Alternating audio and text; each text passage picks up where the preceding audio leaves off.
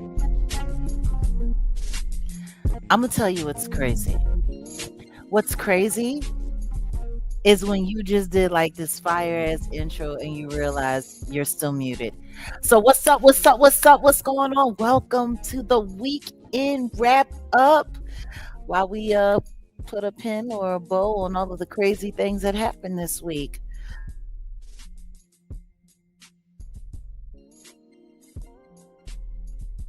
Some folks who are here in the building. Yes, motor fishing, you caught alive. That's what's up. Hey. All right, so let's see. Who do we have here in the building?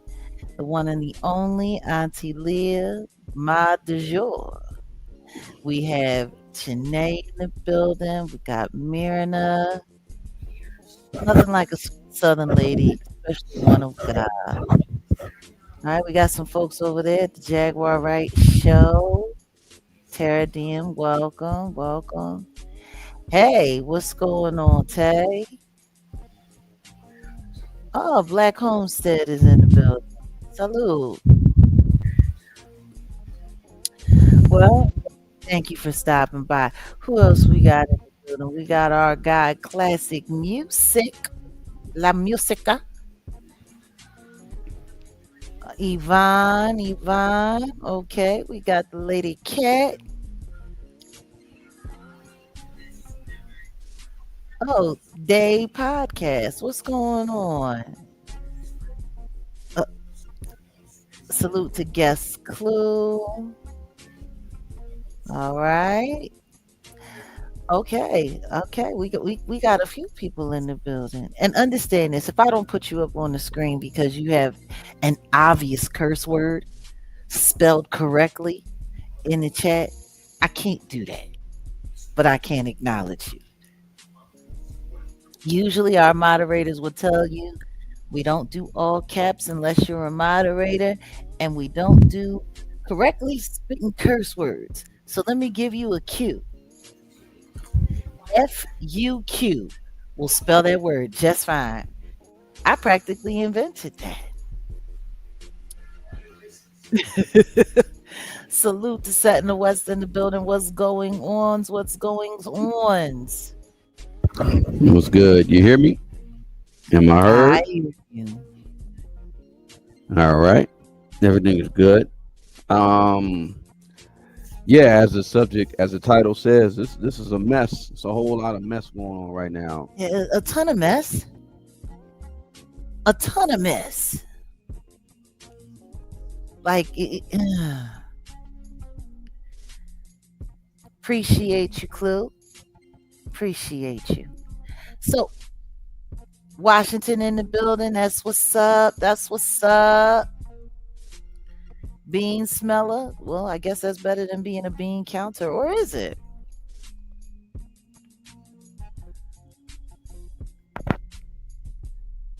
Is it better to be a bean smeller or a bean counter? Bean smeller, or I don't know. I don't know. You got me on that one. I had to put some thought on that, or maybe not. I don't know. Oh, Hierophant is in the building. Good to see you. Good to see you. Okay, all right. So here we are. Oklahoma City. That's what it do. That's what it do. Let me actually do this. I'm going to change something up. Mm-hmm. Where's it at? Okay, the vertical. Let me replace that. I got a better one. Oh yeah. I be forgetting because we could we got to change the. Here it is, right there. Okay, just so that it's more, look, the vertical one. We want the vertical to see the thumbnail. Boom. There we go. Oh yeah. Thank you. Candace Owens is on Well, are top. we gonna start there? No, you start wherever you want. I just said however you want to start. Well, at least she looks, Courtney. What is it? The Khloe Kardashian black. We seen another picture of her. You just showed me. She looks almost the same complexion as Laura Loomer. Isn't Let me that pull it. interesting? Let me pull that one up. Yeah, she looked like she's one of the, what do you call them damn girls? The white chicks from that movie. Peep game, y'all. This I saw this, I said, God damn. Candace Owens on her Marlon Wayans. She look like white chick. Sure enough. Sure enough. Sure enough. A salute to Big G deal. Oh my God. Oh my God. I can't. I I mean, I wouldn't. She did that all by herself. It's I don't know. I don't have a problem with interracial relationships. I've been in a few myself. But there is something wrong with the idea of when you get with a person that's a different color or ethnicity than you, then trying to become that thing. You know what I mean? Trying to become the other side of the game. Like, I mean, I was going to do commentary earlier this year on Black History Month about Serena Williams. And then I got depressed trying to figure out how to approach the conversation. And what I'm starting to see is there are a lot of these brown skinned women who are getting in relationships with Caucasian men and then slowly but surely like begin to look more and more European than African. And it's kind of wild to me because if you go overseas, like I've worked in London, I've lived in London, worked in, you know, France and cities like Paris and Lyon, Montpellier. Like, I've been all over Europe, all over Europe. And what's wild to me is when men of a lighter color, of a Caucasian color, get involved with their black woman, they like their woman to stay black and African looking. Like they like that. I guess people are forgetting about like, here's a huge biracial couple that was together forever. Iman and David Bowie. Like, did you ever see Iman once run away from her gorgeous African? Like, I never saw that. And she was with a milky white European man. And David Bowie loved her just the way she was. It was wild to me. I don't know. It's just something with women of color in America. I don't know. No, it goes both ways. You got black women who do that, and you got Asian women who do that as well. Because you get a lot of Asian women who will get more, they'll look more Europeanized, widening their eyes and things like that. But ultimately, when you marry for a woman, when you marry, you marry into, it's for class. That's really what I want to say. And debate me or not, but for the most part, black woman getting with a white man, she is pretty much marrying into, it's to upgrade her class. So is she considered a white woman? No, but might as well get into this Laura Loomer conversation, right? I mean, because it's like Laura Loomer went ahead and just disrespect her in all kind of ways. She gave her a reminder. Actually, can we pull up a clip for those who haven't seen it? Because and we'll stay on par with the whole fair use business. Can we pull that up? Because they're just... Pull up what? There we go. We got a clip. So this is You what want she to play had to that? say. Go ahead. Well, I Yes, we can't also do it. received a ton of emails of people asking us, what are you doing about security? Can we help you with security? We did actually create, for people who don't want to maybe buy our awesome gear, we have tons of awesome kit that you can get on the website. But if you'd like to just give a gift to support our Are we security playing a and what we're commercial? doing, you now have that option. You can go to CandaceOwens.com/support. Lord And jeez. Yeah, you said play it. This is what she got. That's what she's I got think regarding Laura there's Loomer. more. No, this is more to. Okay, well, it's gonna have me go to Twitter, and I wasn't trying to go to Twitter. This is what Laura Loomer tweeted. I guess I can Yeah. just play that. I don't know. It's just it is what it is. But that's what we were playing when I don't know. You said you wanted to give people back story about what exactly Okay. Well, the issues that she has. I'm just saying. I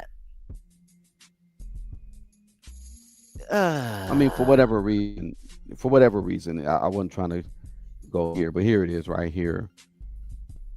She says Candace Owens is now deflecting because she doesn't want to address her secret trust, the Battery Lane Trust, where she's holding at least 12 million in assets. Call me whatever you want, Candace. I'm not envious of your home life. Your husband has publicly accused me of actually hitting on men. He showed up to an event with a black eye. He's been accused of drinking and driving. And you have 4 kids who you could be spending time with, but you choose to harass Erica Kurt. No one's jealous of Tucker either. He has been consumed by his demons, and both of you losers have been publicly condemned by the President of the United States and are mocked daily for simping for us adversaries. Notice how Candace Owens refused to publicly comment on Battery Lane Trust, which holds 2 of her multi-million-dollar luxury properties that are located just 2.3 miles away from each other. Does anyone find it strange how she owns a 2 multi-million-dollar luxury home 2.3 miles away from each other in the same city? She is living separately from her husband. I'm just asking a question. For some reason, she's still begging her audience for money for her security, even though both of her homes are gated. Candace, why do you have 2 properties worth 12 million less than 2.3 miles away from each other, hidden in a trust while you beg your viewers for money? I have all of your property records and much, much more. Wow, that's crazy. It's getting personal. It's getting very personal. That's crazy. No, hold on a second. It's about to go down, and there is just a few short clips that we have here. So we're gonna try to go fair use a little bit for those of you who haven't seen. Where are the clips? I'm about to pull it up. I want to shout out a channel first, though. Oh yeah. So this is the Undisputed with Mr. Dr. Man, and I think I might actually leave a link to this video in the description after we finish. Yeah. So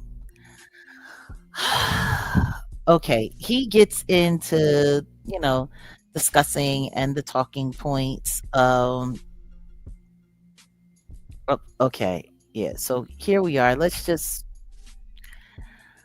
pick it up from here. Oh, that face. And there's a lot of people that are really afraid of this nappy-headed black bitch who just has a lot to say, but not really a lot to offer. So I'm not afraid of Candace Owens, and I'm happy to match her. Wait, run that back. What did she call her? Jesus Christ. What did she call her? That's wild. That's where she started. Damn. That's where she started. Laura Loomer, look at her jigsaw. In real life, you want to know what's sad? She's in her 30s. Damn. She look. That's a damn shame. And for some reason, there's a lot of people that are really afraid of this nappy-headed black bitch who just has a lot to say, but not really a lot to offer. So I'm not afraid of Candace Owens, and I'm happy to match.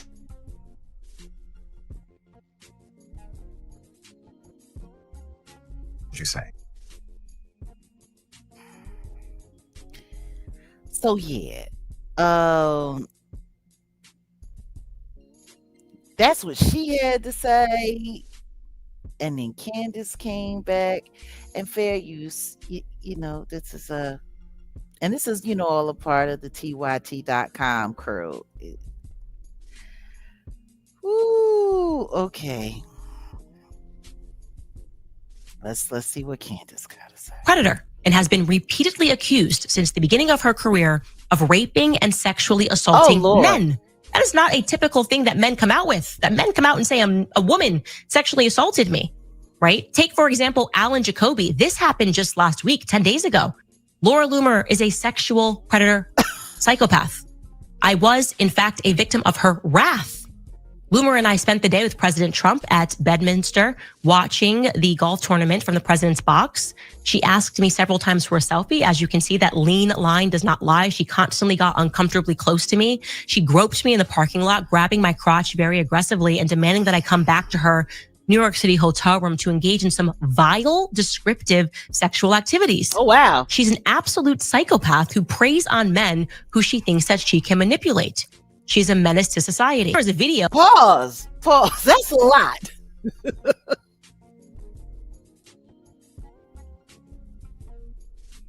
Whew. That's a lot.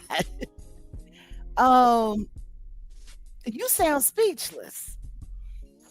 I mean, she's 30 and she has those accusations. Really, that's a lot. Yeah, I mean, that's all I can say. That's a lot.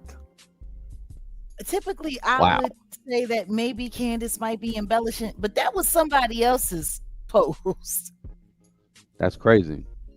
That came from a whole man.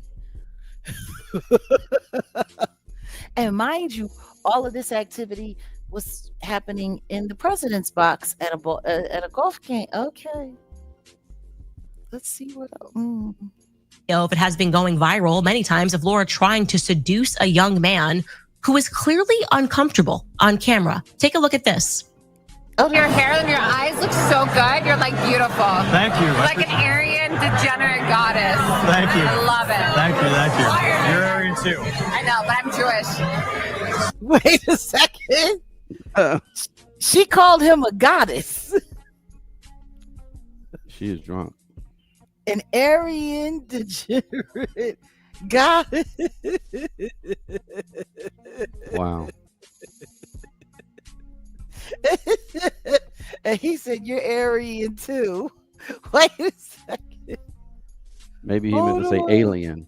Oh, hold on. Oh, goodness.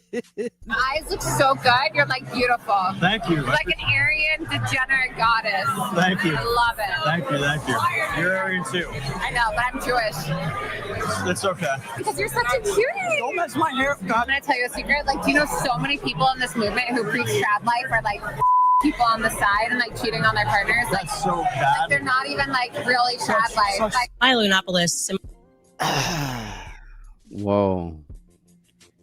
Part of the game This is is that. who she is. This is who she is. This is apparently what she do when she go out and she get a couple drinks. Oh, wait a minute. Wait a second. We got a comment here.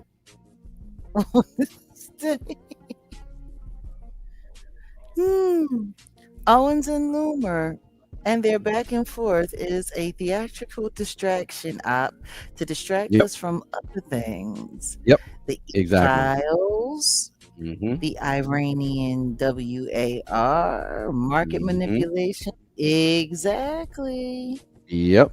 They're playing their parts. That's pretty much it. Look, and they're playing them. They are playing For, them to the T.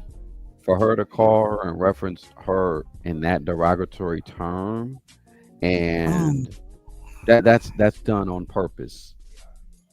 Like that's done purposely to get a reaction.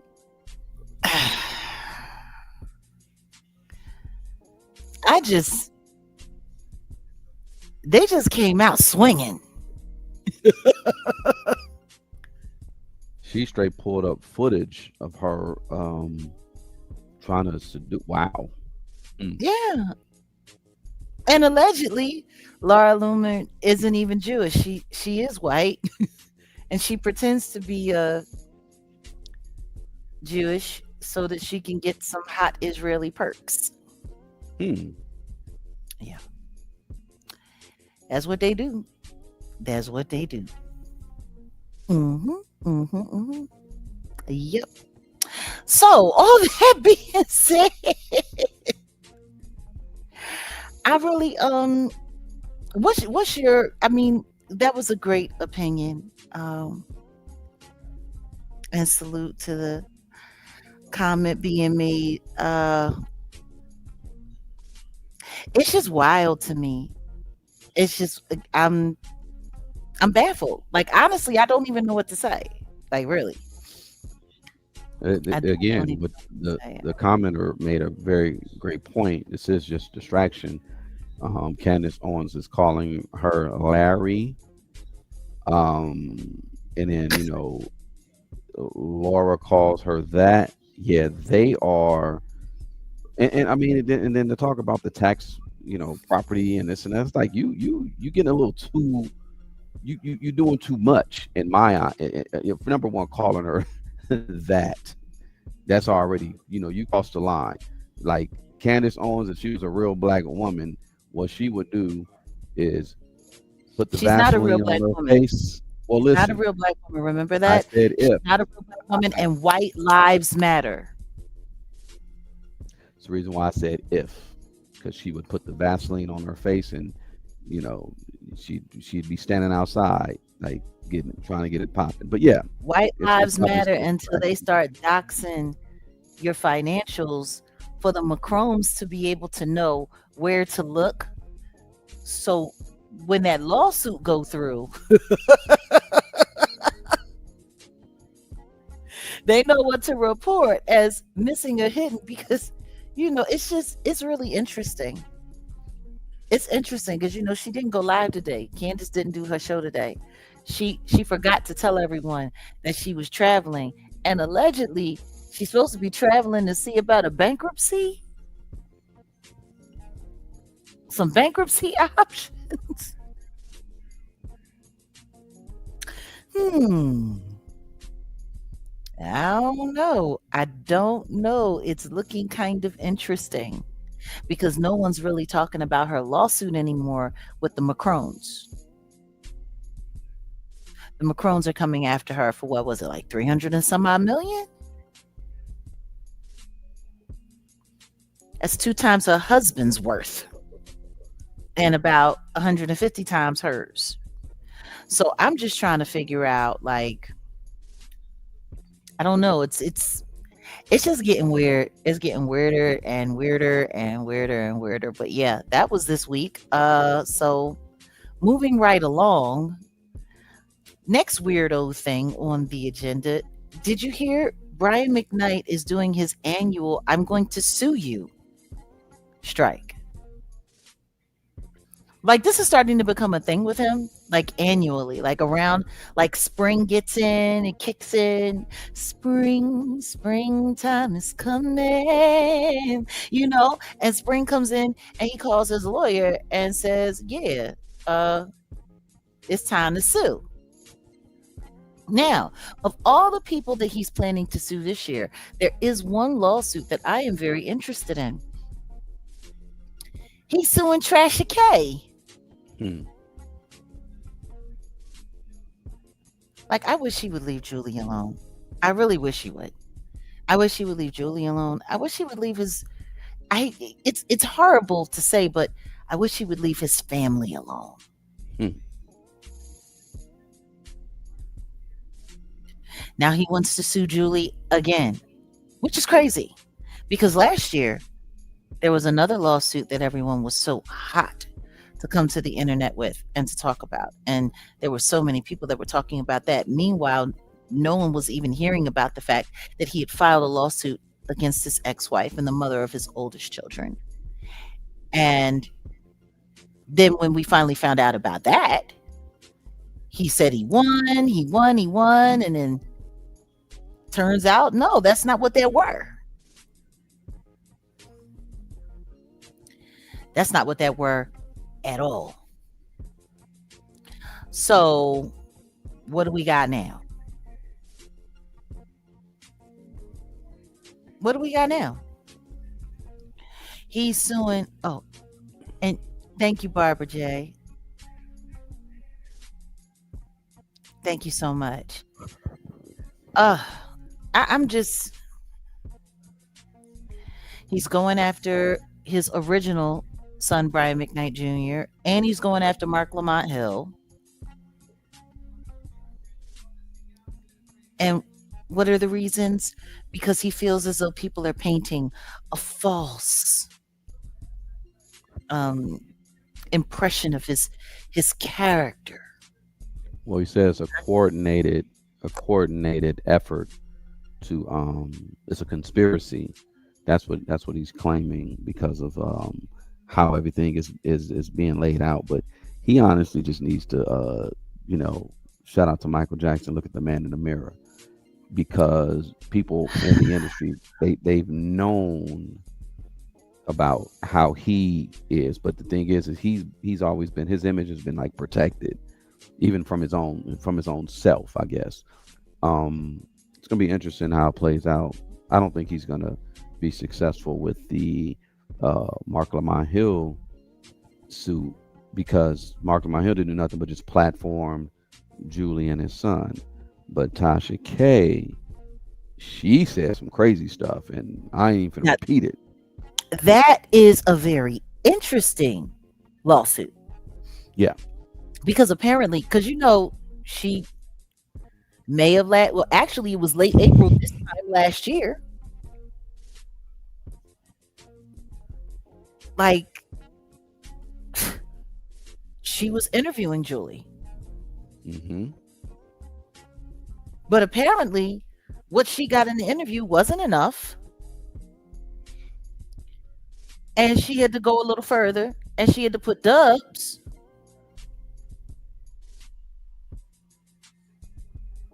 on it, and said that he likes the PYTs. And when I say PYT, the Y stands for under the age of consent. That's what she said. That's what Trashy K said. Now, let's get clear. I just want to be very honest. Y'all know how I feel about Brian McNuffin. Y'all know how I feel about him. Y'all know y'all know what it is. And you also know that there was the whole show of him supposed to be coming after me, whatever the case may be. Yada yada yada yada yada. I never said anything like that about him. I never labeled him a PDFer. Never. Yeah, I never heard about it. I never saw it. I know what I saw. I spoke on what I saw. I said what I said, and that's just the end of that. So what I find it, I want to see how this is going to turn out.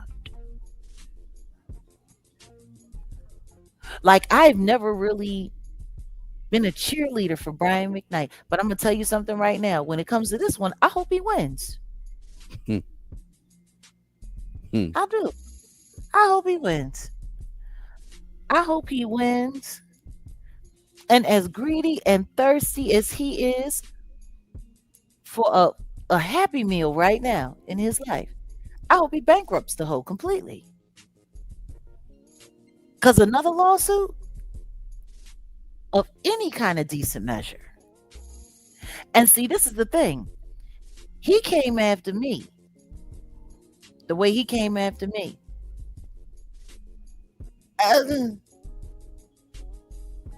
She's got over 1 million subscriber platform. She's got her Yelling Entertainment. They got their Kiwi Studios. They got a lot of stuff on the book.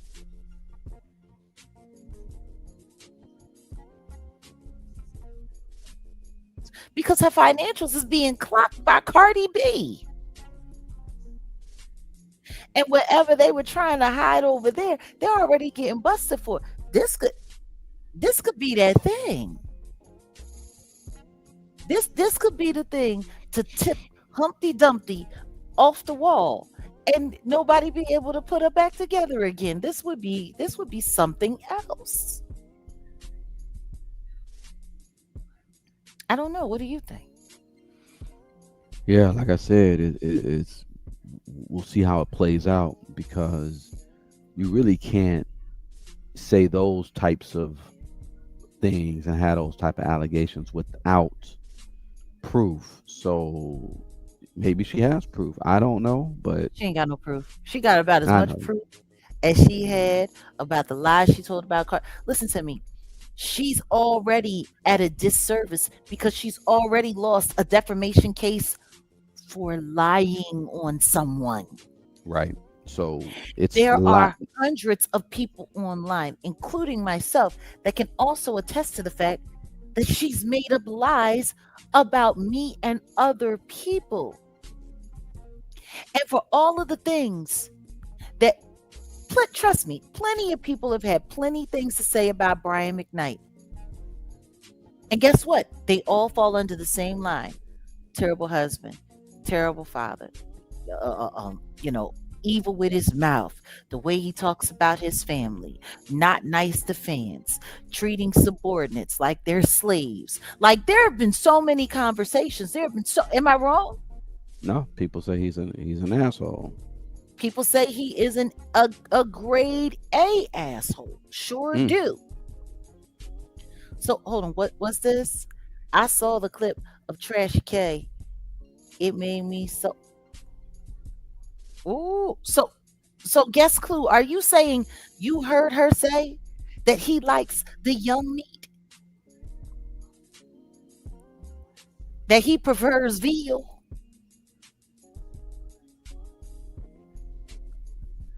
Baby cow. Is that what you're saying, guess clue? You heard her say it?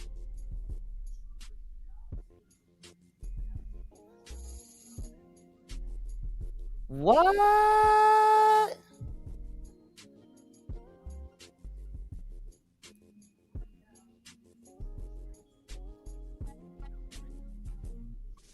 Well, we got to be careful with what we say.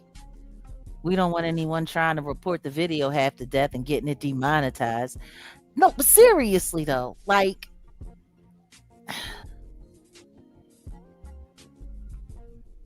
if people heard her say that, then there's no getting around that. But she does that.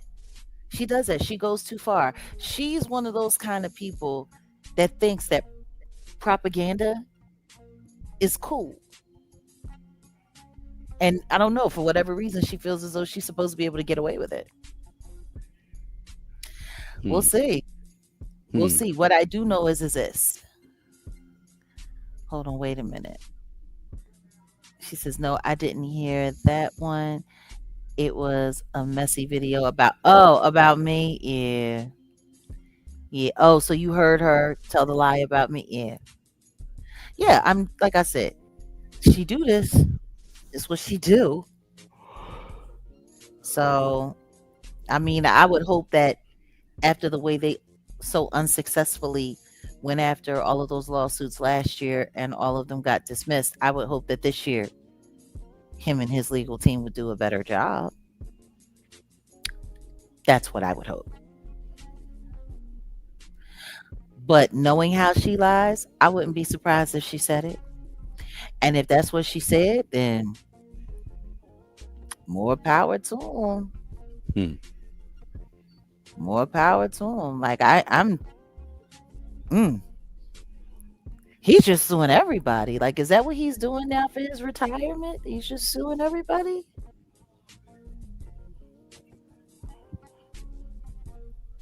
He acts like one of those kids who got in trouble for running his mouth too much and got suspended and wasn't allowed to go to the prom, and now he's mad watching all his friends go to the prom.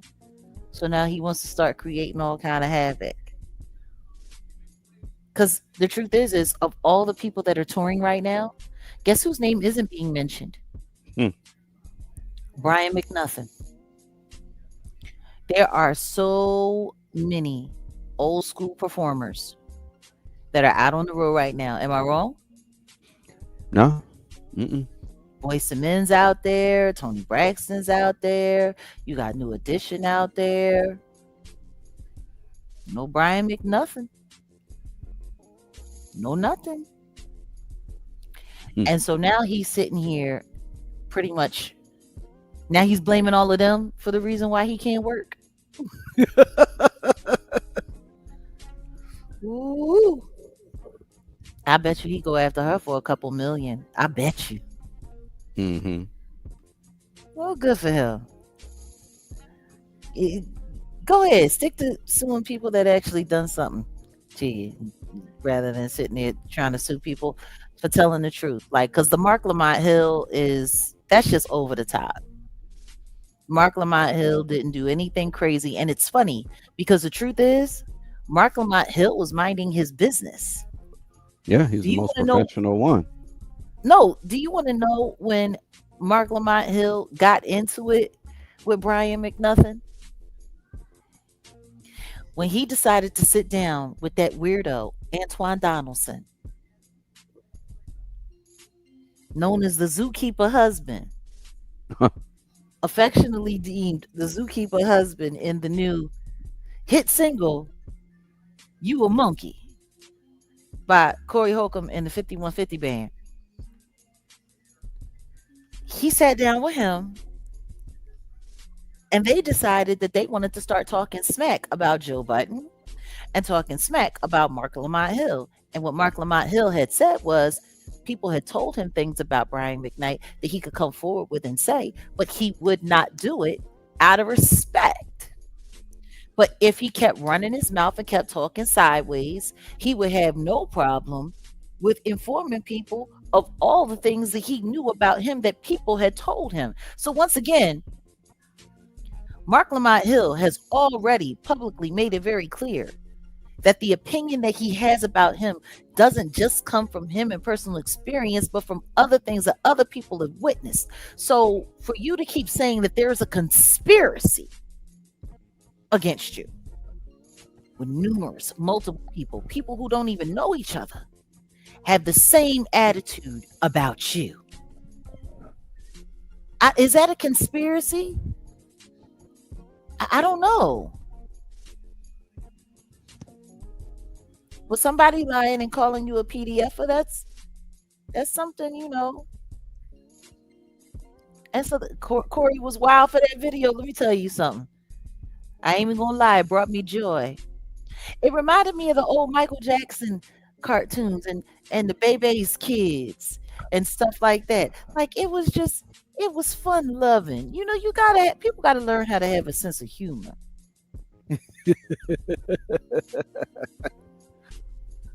Oh my goodness. So yeah, that's all I really got to say about that.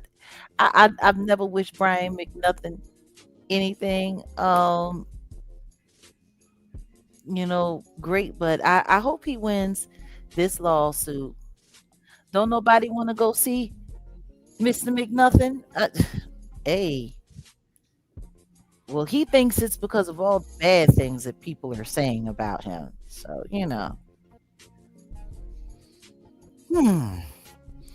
do we got somebody in the back door? Yeah. Hold on a second.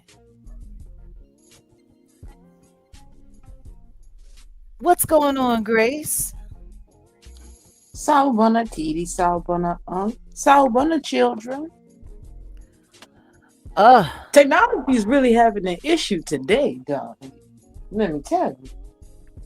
Oh, it's okay. Hmm. It's okay. It's okay. What's going on? What type of havoc are you wreaking today?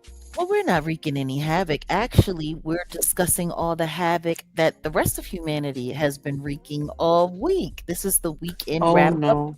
and we are talking about, yes, it is, as you guys have affectionately deemed her, or should I say dubbed her, Amazing Grace. Hello, Uh, beautiful children. yeah. So we've already discussed the White Lives Matter crimes between Laura Loomer and No, Candace Owens. no, I Um, missed the clip. No. we've already discussed Brian McNothing suing the whole world, only having one Oh, relevant lawsuit against Trashy K for saying that he was a PDF. When saying that he was an wow. asshole, it's just that was suffice enough. But I guess she had to take it over the top, or at least that's what he's alleging. She said. Wow. Also, we're fitting to move on. We fitting to move on. What you said? Oh, hold on. Somebody said McNothing only had like 2 hits, and nobody wants to see him. We barely want to Mm. see the old hits touring. Oh no. Didn't I say, girl? I said that. I said don't nobody want to see a lot of these people. What we talking about the R&B tour right now? How the people not too pleased? They don't want to pay full price for half of Chris Brown. They do not.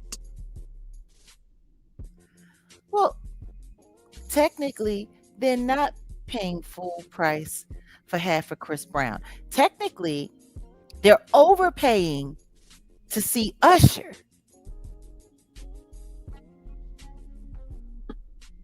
You couldn't get me to go to that show for free. You got no. For Usher? No. Mm-mm. Well, understand this. And let's be very clear.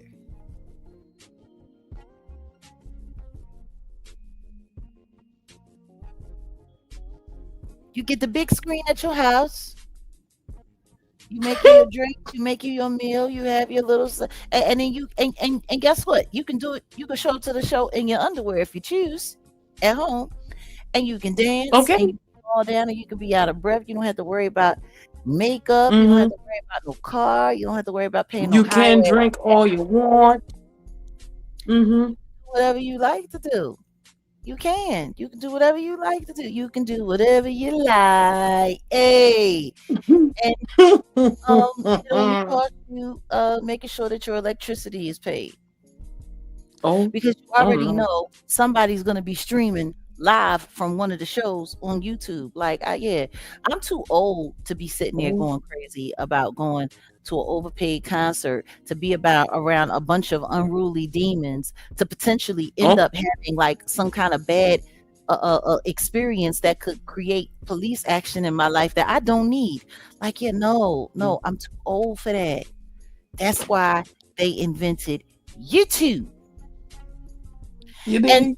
I'm still trying to figure it out. Like,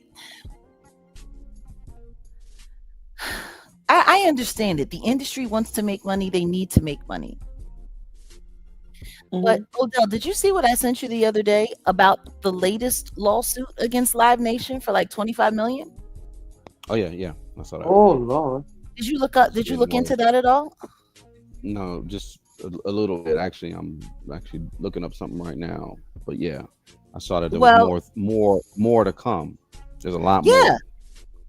Well, apparently they lured some big time executive to come and work at their company a couple of years ago, like right after the pandemic. I guess they brought him in to help, push the company into full drive, because the truth is, Live Nation, because of the pandemic, was on its last leg. They were almost up out of here. Like the pandemic nearly destroyed that company. And for all of us who remember, like when the Demore Hadley situation came to the fore, and then that footage got leaked about Desiree Perez talking about how Rock Nation was in financial trouble and how they had gone and went to their parent company, Live Nation, and asked for money. And they told Desiree, you want to figure it out on your own, sweetie, because we ain't got it. So apparently, like everybody, especially in the entertainment world, because the entertainment world for industry probably got wrecked the hardest.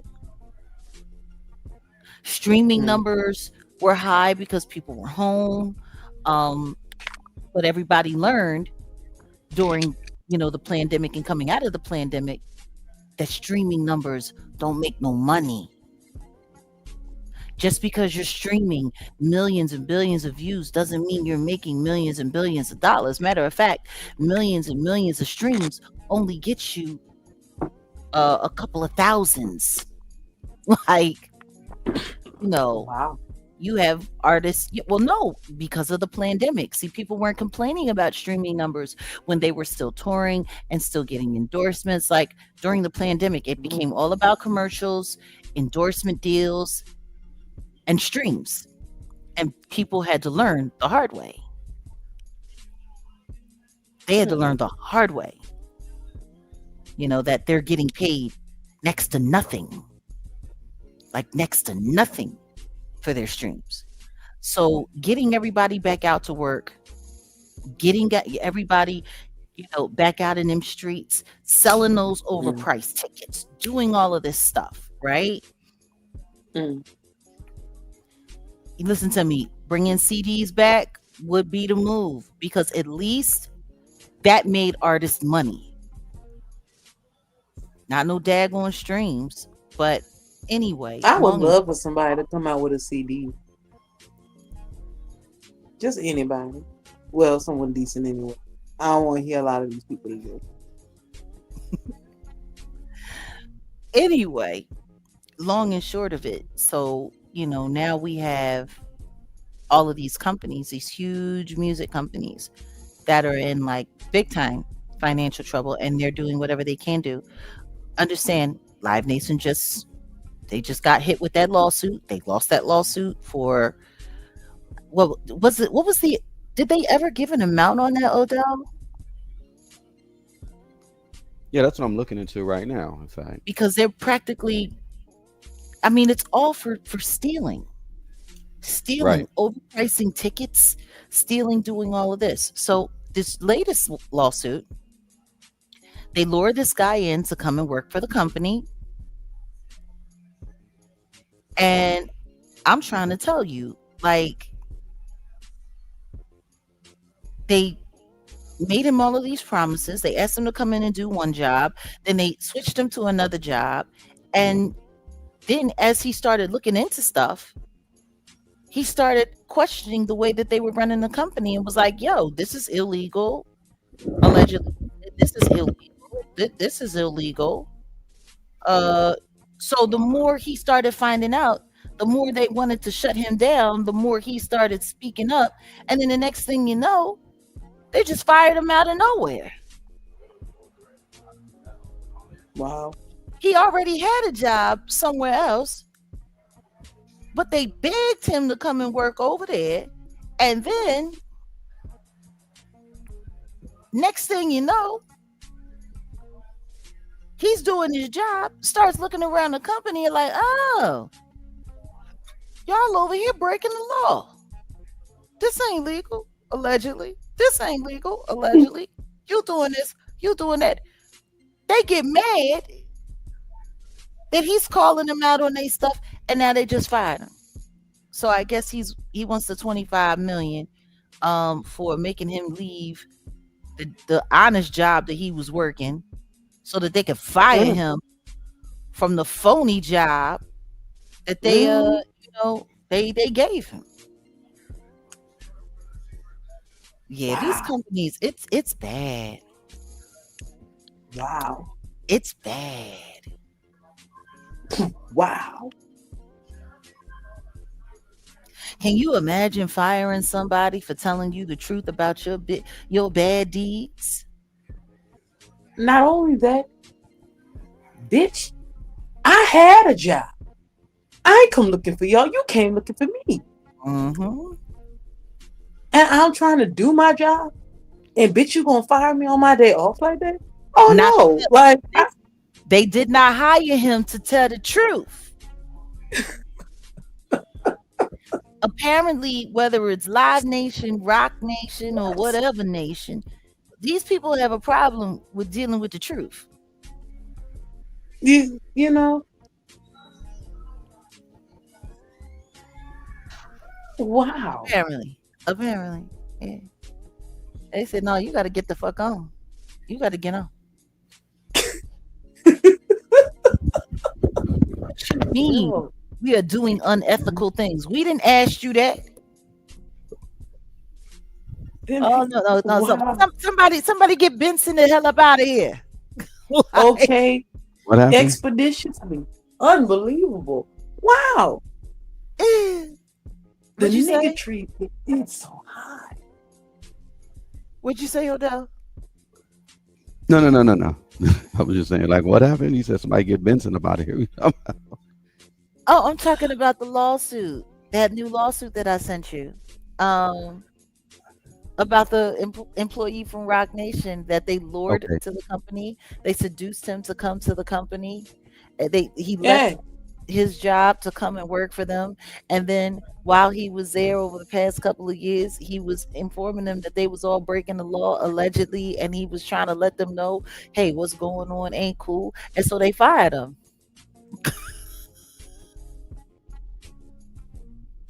Bro, that's some old Walmart shit. Wow. This what we doing? This is what we do? My bad. It's still sinking in. This is some Walmart. This is some former Walmart employee shit. Bruh. Hey, You hey. can't. Like I said, it's been a mess this week. Odell, you still doing your research? I'm still trying to find it. I still didn't see it, What? but I did. Hold on. No, go ahead. Continue. Well, before we moved on from this, I wanted to see if you were going to chime in at all. Where did I see it? I did see it, and I saw it. Yep, here it is. Okay. The wrongful termination, that part. So I think it kind of sounds familiar. Where it says, like, he was promised one role, but pushed into another, right? I'm not gonna go too, but it's kind of like this thing with Demore a little bit with,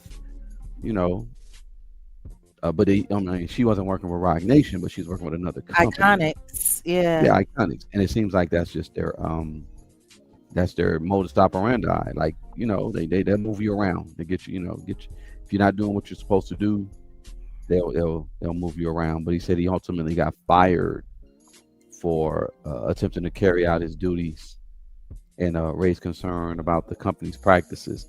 And yeah, it's coming out right now that what their practices have been janky. That's all it is. They've been janky. The artists will lose money, but they will gain money. So if the artists lose 1.5 million, but Live Nation makes 15 million, that's crazy. I wonder if he's doing interviews. He would make a hell of an interview. Mm-hmm. Yeah, let's reach out. Let me look him up. He would make a hell of an interview. I'm gonna look him up. I'll look him up. Because if he's suing, that means he didn't get no hush money and no NDA. That's for sure. Mm-hmm. So yeah, All right, so on to the next. Since we want to talk about people being sexually irresponsible and called out on it, Mhm. where should we go first? Russell Brand and Jermaine Jackson, or Jermaine Jackson? You know, let's just start with Russell Brand. Oh, So, Russell Brand sat down with Megyn Kelly. See, just saying that already lets you know it's going to be bad.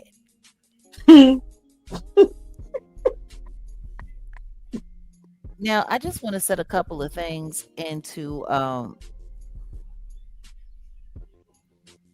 context. Earlier in the year, or was it later last year, Right. when they started talking about Mm. all of the people who were in the E-files, the Jeffrey E-files.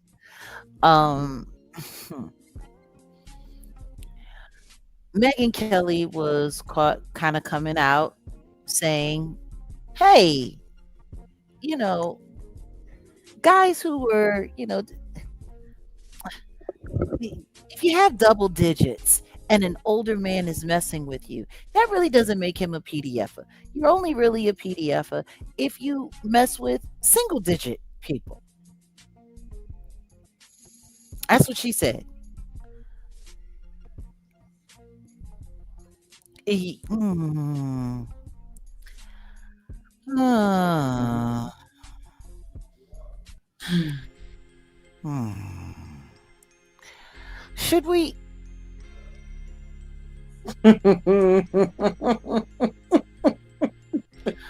Well, I'm just going to pull up the article in Rolling Stone for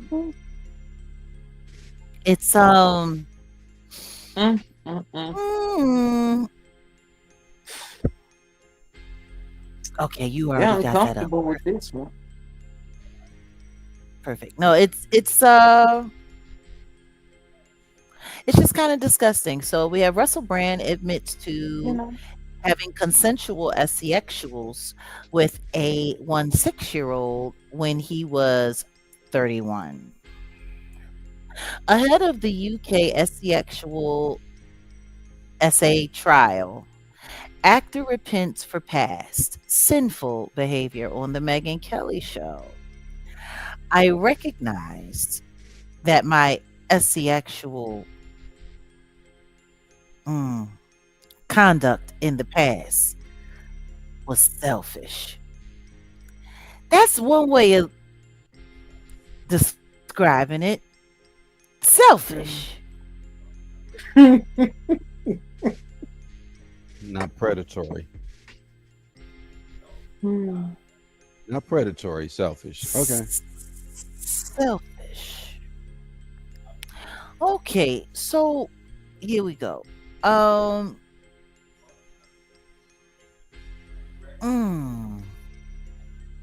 Russell Brand admitted that he had consensual touchy feelies with a 6-year-old girl when he was in his 30s, in a new interview ahead of the comedian's sexual essay trial.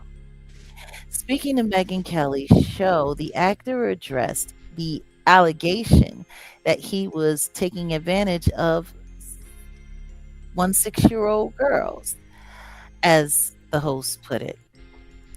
I did sleep with a 6-year-old when I was 31. When I was 31, I was a very different person. I was a lot younger, and I was a very immature 31-year-old, Brand said, addressing that the age of consent in the UK is 16.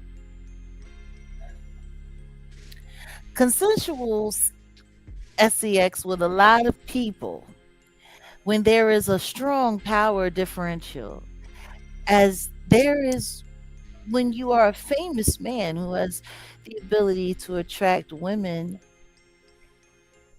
like I had the ability to attract women at that time, I think involves exploitation. I think Hmm. it's exploitative, he continued. I recognize that my sexual conduct in the past was selfish and I did not apply enough consideration. Barely any, I suppose. Really, to how Hmm. that sex was affecting the other people's lives. Hmm. Ah.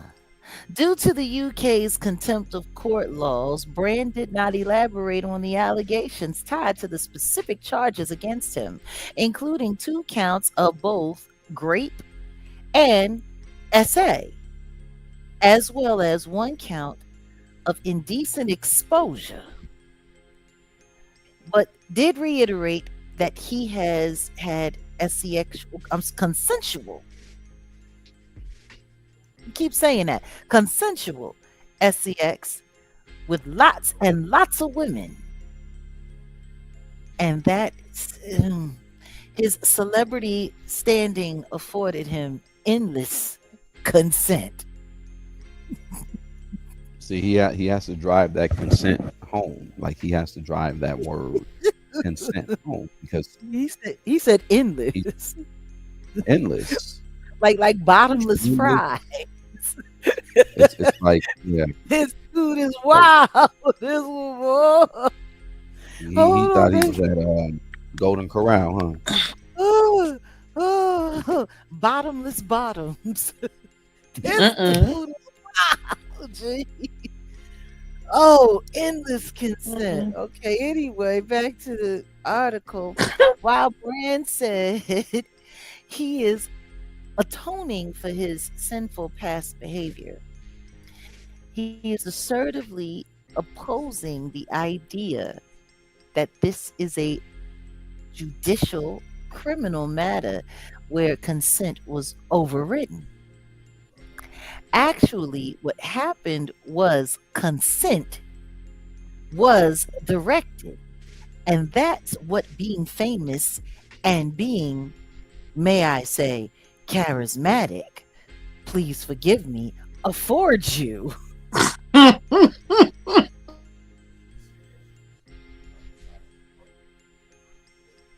Do you know what song popped in my head?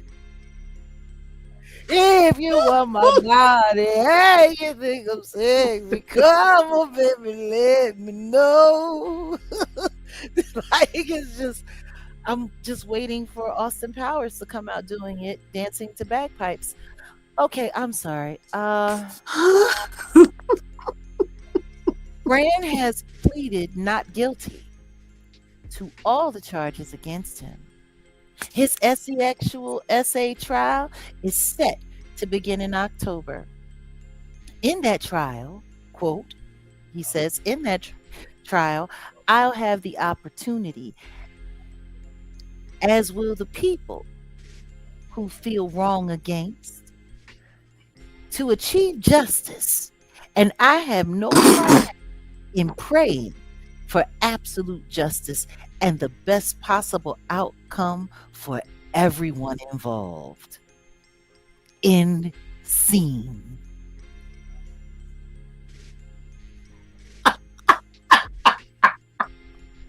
He want everybody to get justice. Like he was sitting up there sounding like he the Oprah Winfrey of you get justice. And you get justice. And you get justice. And you. And you. Everyone's gonna get justice. I'm gonna get justice too.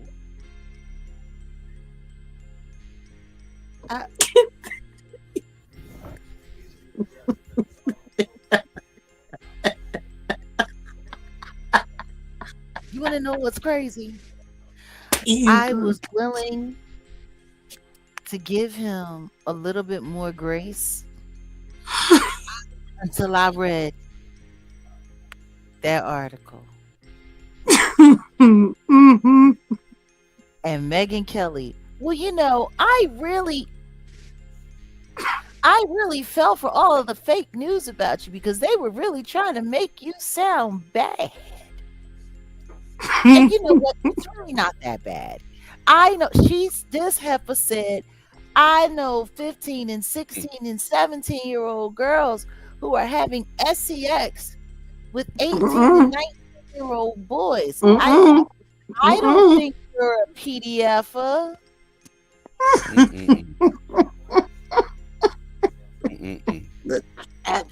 Difference is a 17-year-old girl and a 19-year-old boy, or a 16-year-old girl and an 18-year-old boy is not the same kind of difference as a man who was literally twice that 16-year-old's age.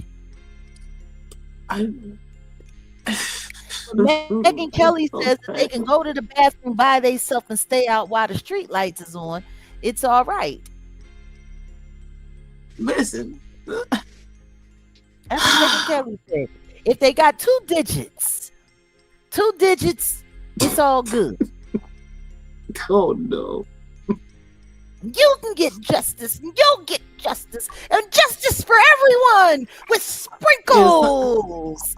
It sounded more like they over here saying, man, if you can 16, you can take all of this and everything with it. Like, I'm still waiting for you to come in and be like, what was it that niece, Wanye this said? is... No, this is real. This is real. What did Wanye say? She was old enough to get it. He should do an interview with Megyn Kelly about his relationship with Brandy. Off his back.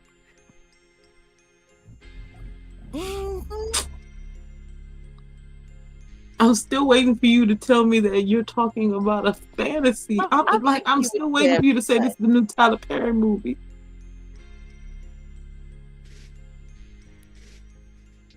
This is what they got going on in the world. Yeah. The title of this live was not for Cap. This is a mess.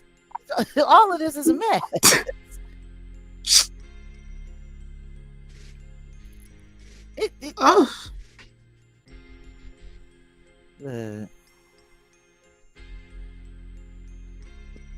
You got Jigsaw calling people the N-word. They was fighting, weren't they? Like, I don't understand anymore. As far as Russell Brand and this defense that he's got going on is concerned, Send him 2-3 years Dagestan and forget.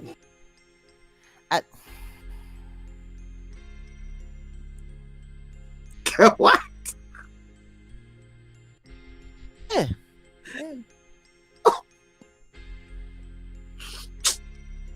Send his ass to Dagestan and forget him. Man. Oh, now send him on. Send him on. I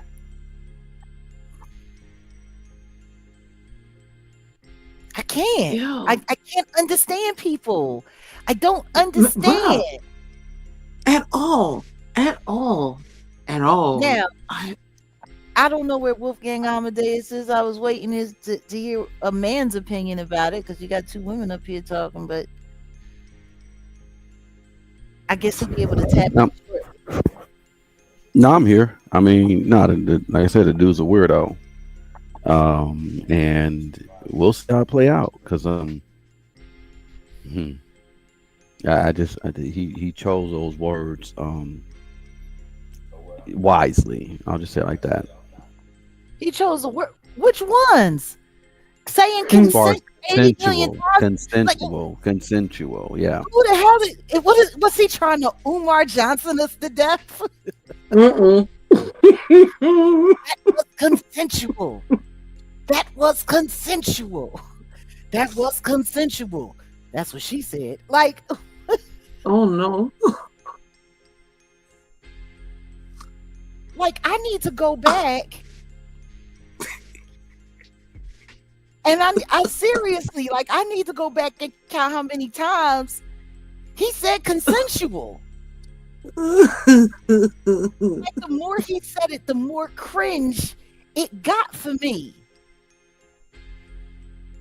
Bruh. If you gotta say it that many times, bruh.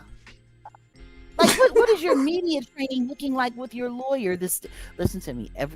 Every 25 seconds, make sure you slip in consensual, okay? All right. Slip it just like you did on those dates. Just slip it right in.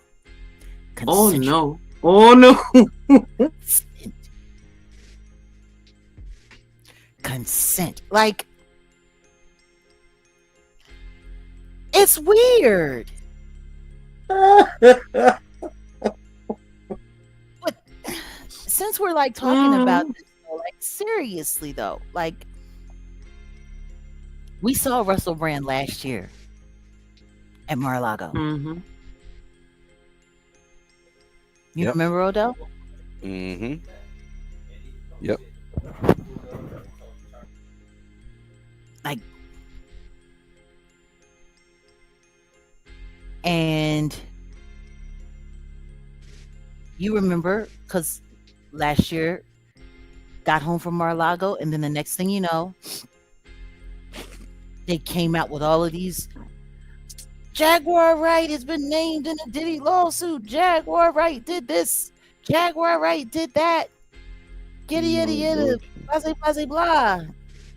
Mm-hmm. And Russell Brand, that was when his allegations hit. Remember? Like, literally Yep. right at the same time. And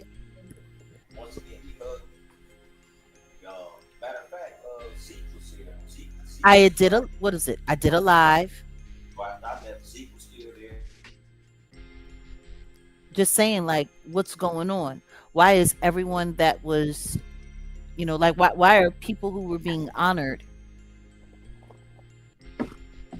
at the America's Future ceremony being targeted like almost immediately after?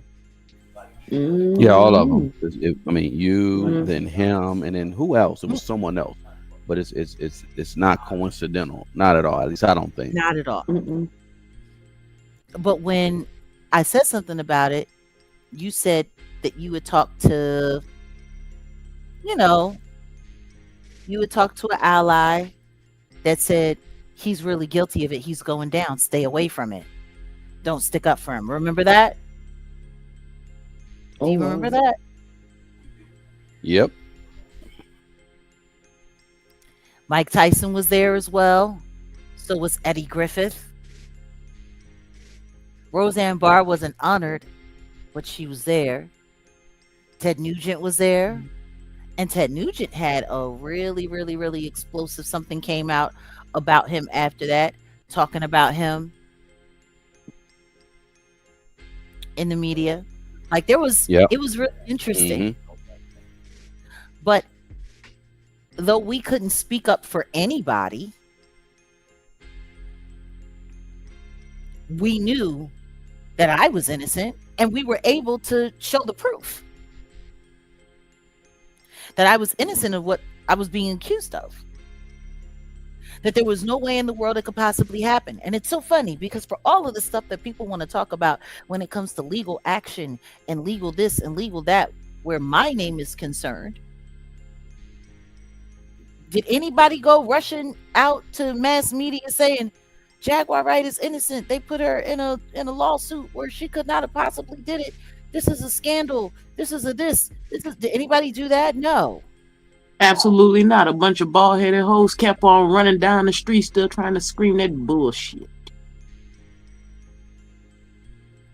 And it's kind of funny because when you look at a year later now, a year later and some change, it's starting to make me ask some questions. Why was I there?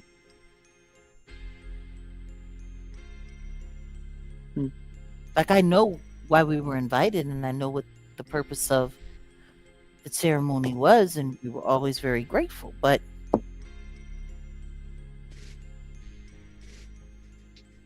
it's almost like, I don't know. I don't know. It's looking kind of weird. It's looking kind of weird. And maybe that's something that we need to have a further conversation about later on down the line. Because I tell you what I do know. After we did that award ceremony and after we got awarded that and they were talking about it all over line, we got attacked endlessly. They batter-rammed us. Online weirdos even came after you, Grace. A bunch of goofy, bald-headed, snaggletooth hoes. I can't wait for you to run down on all of them. I think you should. It might make people a bit uncomfortable. And I can't. It's coming. It was almost as if getting that award did nothing but put a bigger bullseye on our back.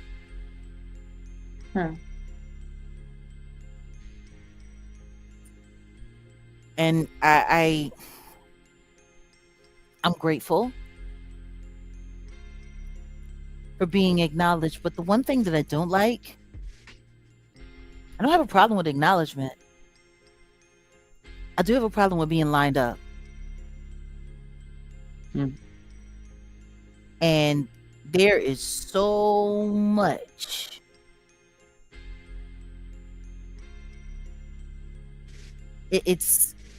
there's just so much that's wrong. You know, when we were at Mar-a-Lago, we had just found out that Kash Patel was officially getting appointed, that he was getting the job as head of the FBI. And I'm not going to say who we spoke to about it, but we were practically all but guaranteed that Patel, his number one priority was to go and make sure that the Jeffrey E. files, there was full disclosure, and that whoever was connected and whoever was in there was going to Gitmo, wasn't it?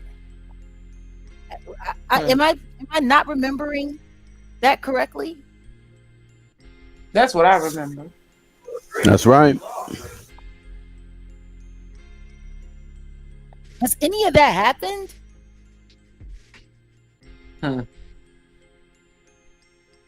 Has any of that happened?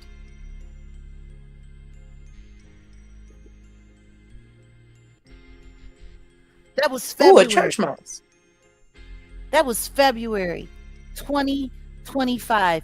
It is now April 2026. And literally 14 months later, the only thing that Kash Patel has actually done regarding the Jeffrey Epstein files is conceal them and make excuses for why they need to be heavily redacted.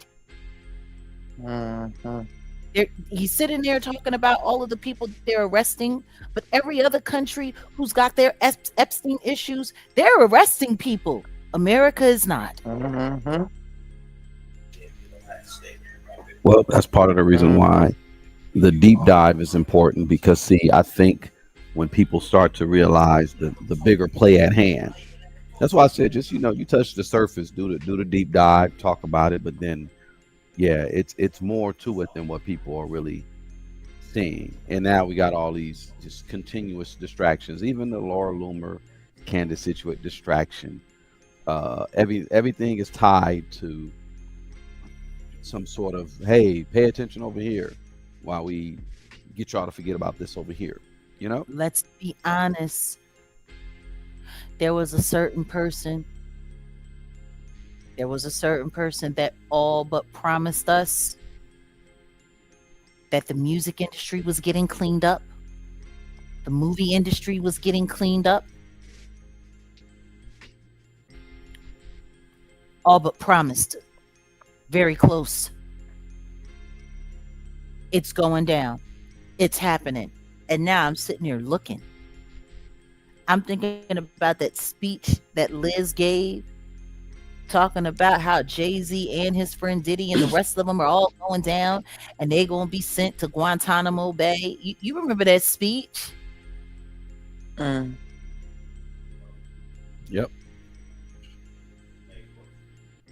And instead,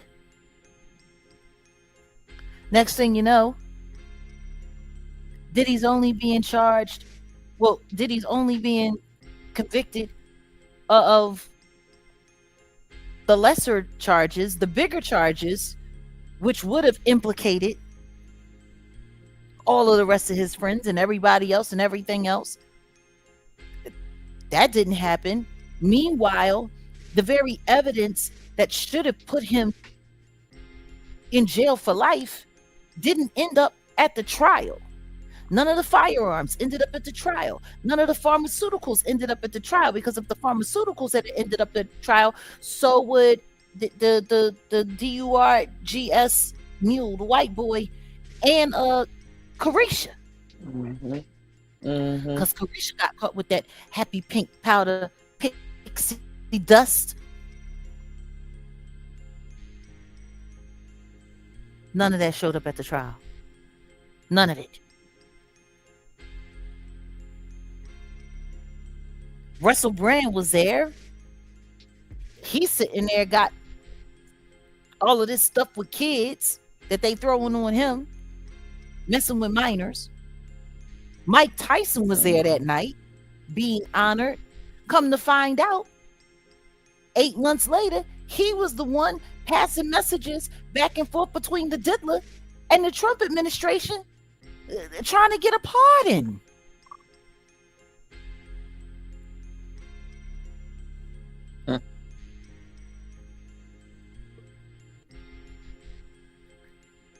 Like, there was a lot. When I think about that night, Myron Gaines and their weirdo photographer following us around and then sending our pictures to YouTubers to pass around before we could even put up our own footage. Like,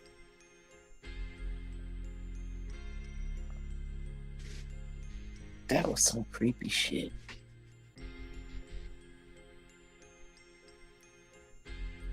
For real.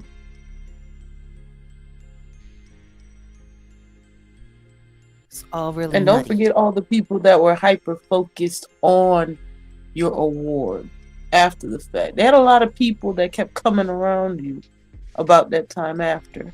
They're very Yeah. excited to put eyes on your award and see. Oh yeah, And they all. were obsessed. Mhm. They were like Mhm. beyond excited, obsessed. It was sickening. Mm-hmm.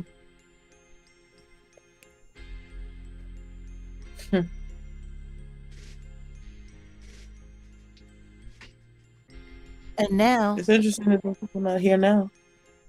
I know. And now here we are, a year later.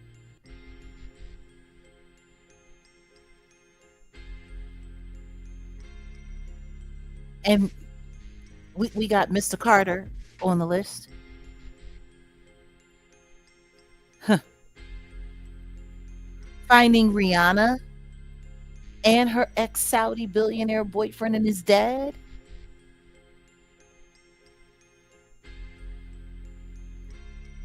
And as that's coming out, all of a sudden,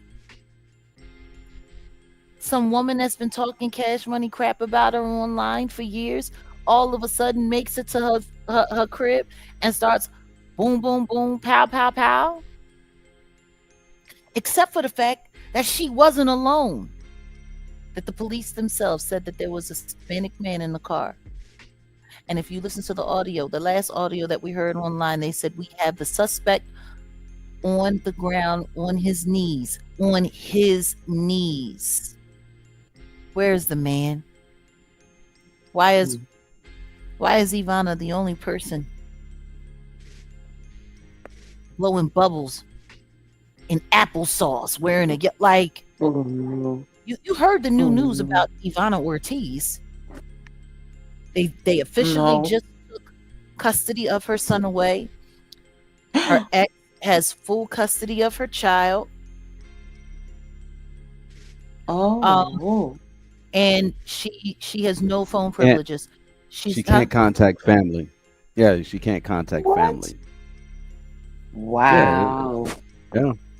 Wow. So just so I make sure that I have the timeline correct, this young lady, after I'm talking about once she got into custody, she went from her first court appearance to looking completely shocked. We get to the middle and they got her in the certified wear, talking about some we think she might, bring harm to herself. Now she blowing bubbles, can't contact nobody, and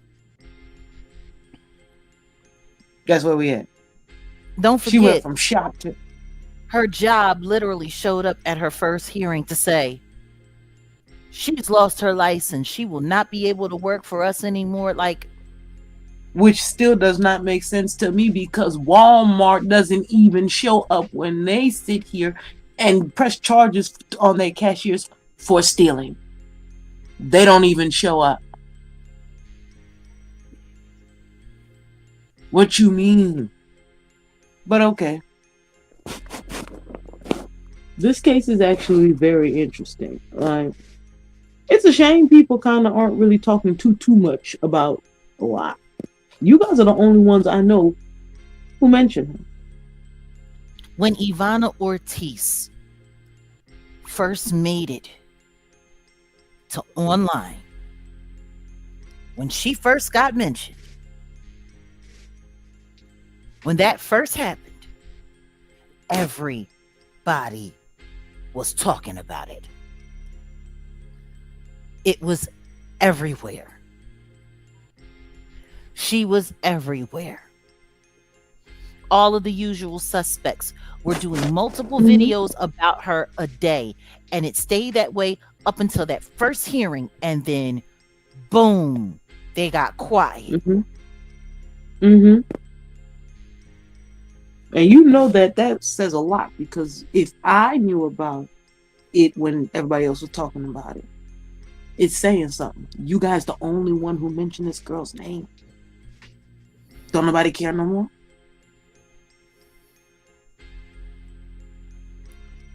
Nobody's talking about it. Her last court hearing. Wow.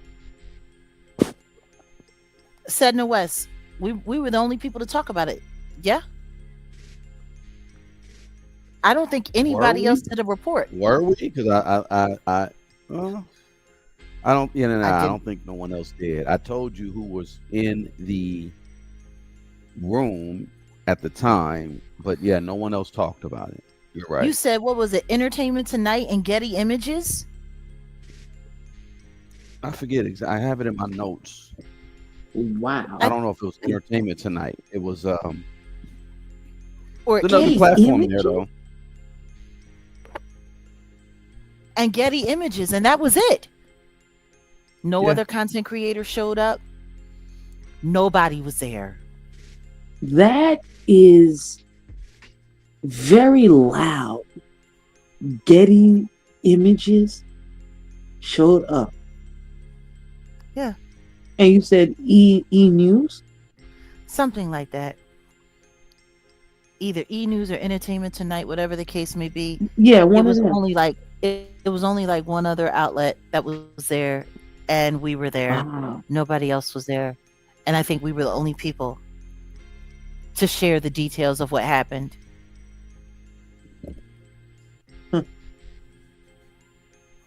Her next court hearing is May 13th. And I guarantee you, I don't think anybody will be talking about that, because everyone's going to be talking about David and Celeste and David's mystical magical phone that's connected to a cloud of crime. Like, this week was terrible.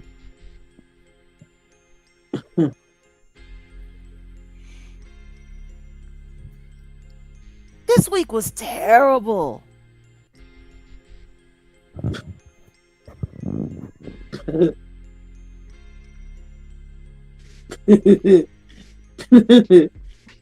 You really have to laugh to keep from crying. It never stops. It doesn't stop. I'm still Well, waiting for the day when you just call me and be like, girl, guess what? the most exciting thing I did today was go to the park or something like that. I'm waiting for you to call me one day and tell me, listen, every time I had to call you with all this extreme shit, guess what? Fooled you. It was all this fantastical playwright that I'm working on. Anything but reality. I'm still waiting for that. Well, Something wrong with it. There's something wrong down here. There's something so we got another thing. Oh yeah, let's not forget about the Ashley Robinson too. Yeah, we got Ashley Robinson. And the biggest distraction of them all, not only is gas prices going up, the prices of condoms, I guess, are going to go up. So, well, hey, They are? it is So it is, I what? guess.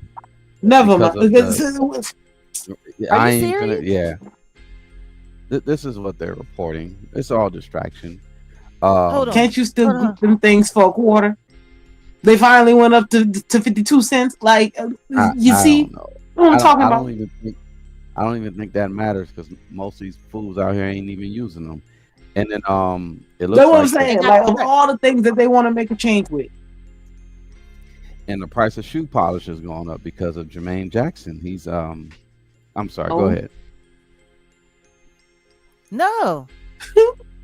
I'm I was making a joke. I know. Like his hair is crazy. This dude look like come on, man. That shoe polish and that Beijing. Jermaine Jackson looks like I don't know. I don't know what to call it. This is he's a been mess. wearing that he's been wearing that helmet for like 25 years. Oh.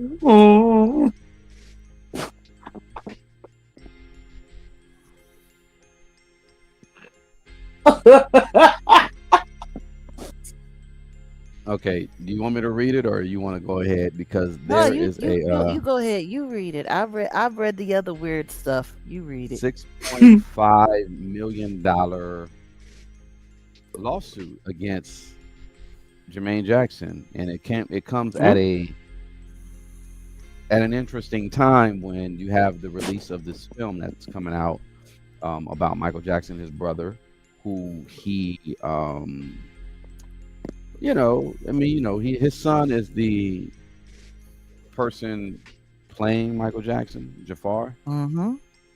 But TMZ, they said this lady, Rita Barrett, filed a lawsuit in 2023 accusing Jackson of actually assaulting her in 1988. In 88 of all, the woman has asked the LA judges for a $6.5 million default judgment because he hasn't responded to the lawsuit. Now, in the court filings, her attorney said that they were able to get in contact with him and serve legal notices. And basically, they're just saying that she informed Barry Gordy of the allegations back then, and they said that they withheld and concealed the acts. She also said that Jermaine Jackson, Barry Gordy, and others in the business relationship coordinated a cover-up to prevent disclosure of information relating to the abuse for the purpose of profit and preservation of reputation. So this is heavy. I just wanted to bring that up. Not that shoe polish man here. Let me stop talking about him like that. I mean, he was hating on Michael Jackson back in the day. We know that. I'm doing more inside information, getting more inside information about that. But it's very interesting that this comes up right at the, December 2023, years back. That case was filed, cool. Mm-hmm. But TMZ decides to make this a story, rehash it. It's very interesting. Very, very interesting. Well, anything to destroy the rollout of what's supposed to be like a really, really, really good biopic of one of the greatest entertainers of all time. Like I've been looking at some of the reaction videos to the people that went to the early screenings, and I'm hearing great things. I'm hearing great things, and you know, I can't wait until we can go and see it so we can do our own review and reaction. And that's going to be coming soon, guys. But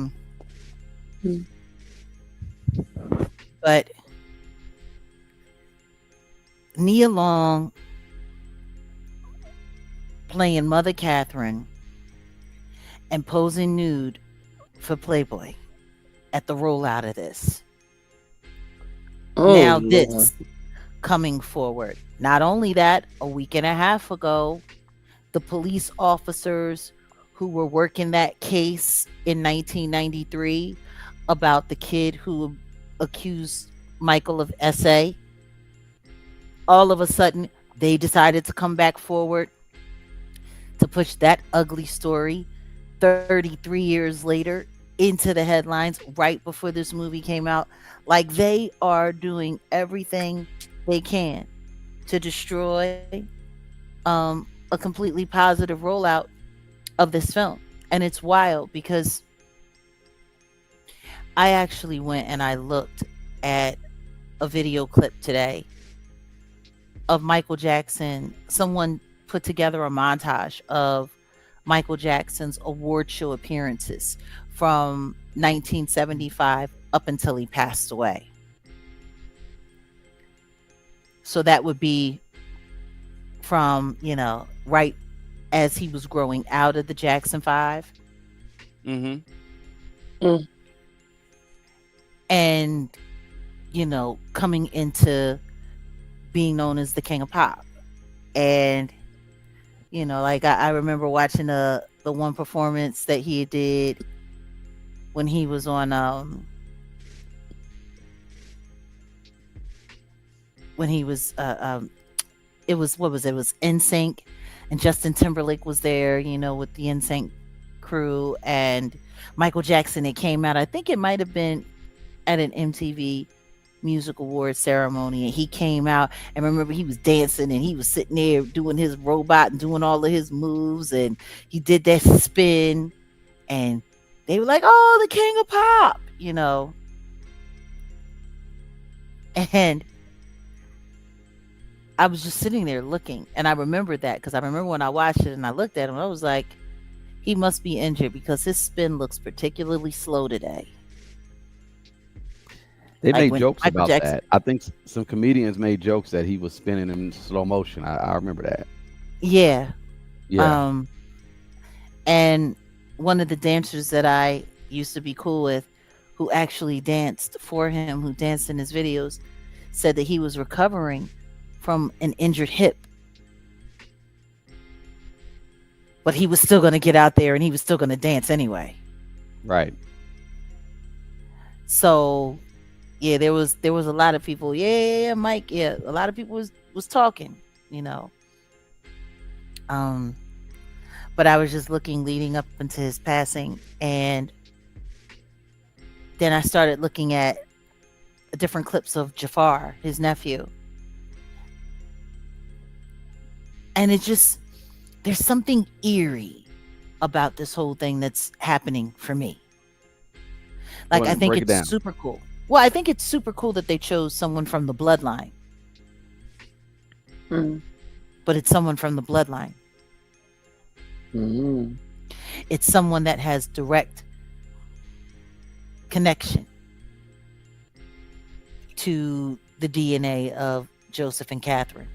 Like, while people are sitting there looking at the sentimental value behind all of this, no one's looking at the esoteric side of it, the spiritual side. At all. Not at all. So when we're looking at all of these things, the spirit of Michael Jackson is going to be easiest found in his own DNA gene pool, which unfortunately ain't his kids. People can say whatever they want to say, but I truly, truly doubt that those children have any DNA connection to Michael Jackson at all. And that's fine. If he wanted to adopt children or father children from women for whatever reason, like he had every right to do it. But you know, nobody talks about Angelina Jolie and all her kids. Nobody says nothing about her and her kids. But then when it comes to Michael Jackson, we always got something. My bad. Let me let you finish, because girl, you know why I'm quiet. Yeah, but Angie did have 3 biological children of her own. Mm-hmm. And then she adopted the other children. I mean, truth is Madonna has more African children than all of them put together. Even you know, because what's her name? Sandra Bullock, she got a couple African children. They all like going over there getting them some African baby. They like to get them a taste of the motherland. You know, Madonna got 4. Madonna had 2 biological children, and she got 4 African babies.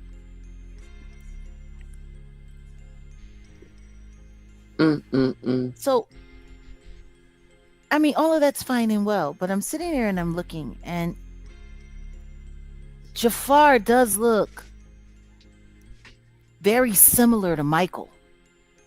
Like if Michael had never had surgery,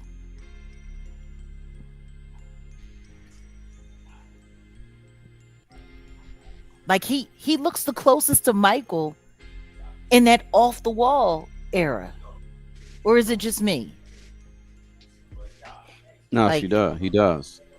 That picture you sent me was terrifying, yeah. The picture I sent you of him dressed up in the Thriller costume and Michael side by side. I Oh, yeah. know. And listen to me, it happens all the time. You know, people have a child that turns out and looks just like their sister or just like their brother. Like, Oh, yeah. that happens all the time. But that's You why know, it's terrifying. That's why it's so terrifying. strong genes. Came out looking just, yeah. Yeah.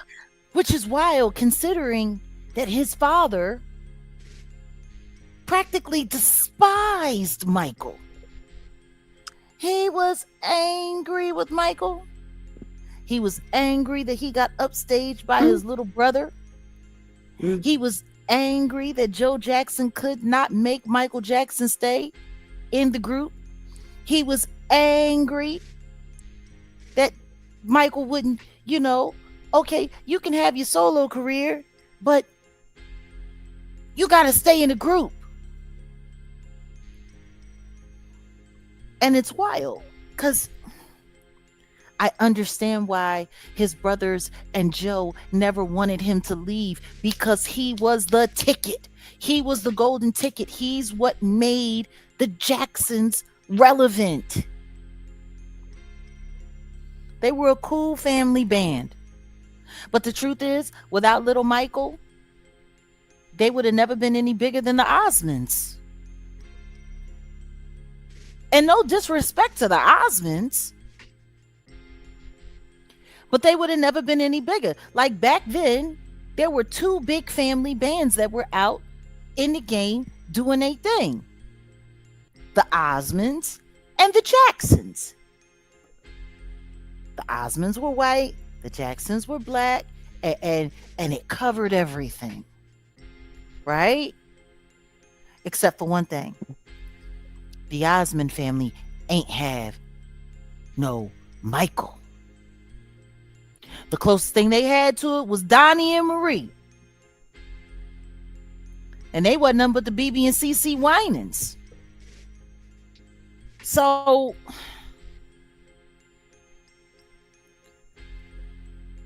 I get why they didn't want him to leave. But I also understand why he couldn't stay. Staying with them would have held them back. And staying would have also meant that he was always going to get treated like the little brother.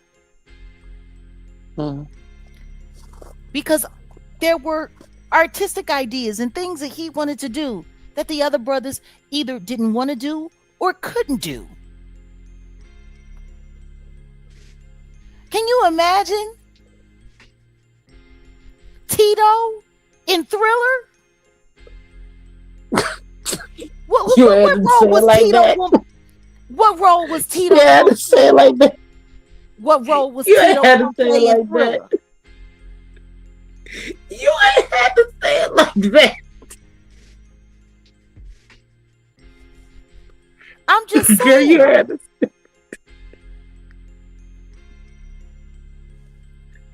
What was Well, Randy no, I gonna feel do? you. What was Randy gonna do? Be Michael Jackson's love scene stand-in? Like what? What were they supposed to do? What Jermaine was gonna be in? He was. What was he? He was gonna be in Bad. What was he gonna do? Hold Michael's shoes? Like I'm just saying.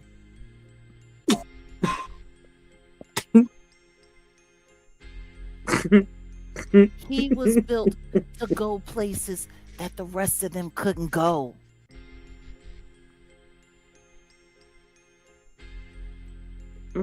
Period. And guess what? They still work to this day, and people still remember them because of Michael Jackson.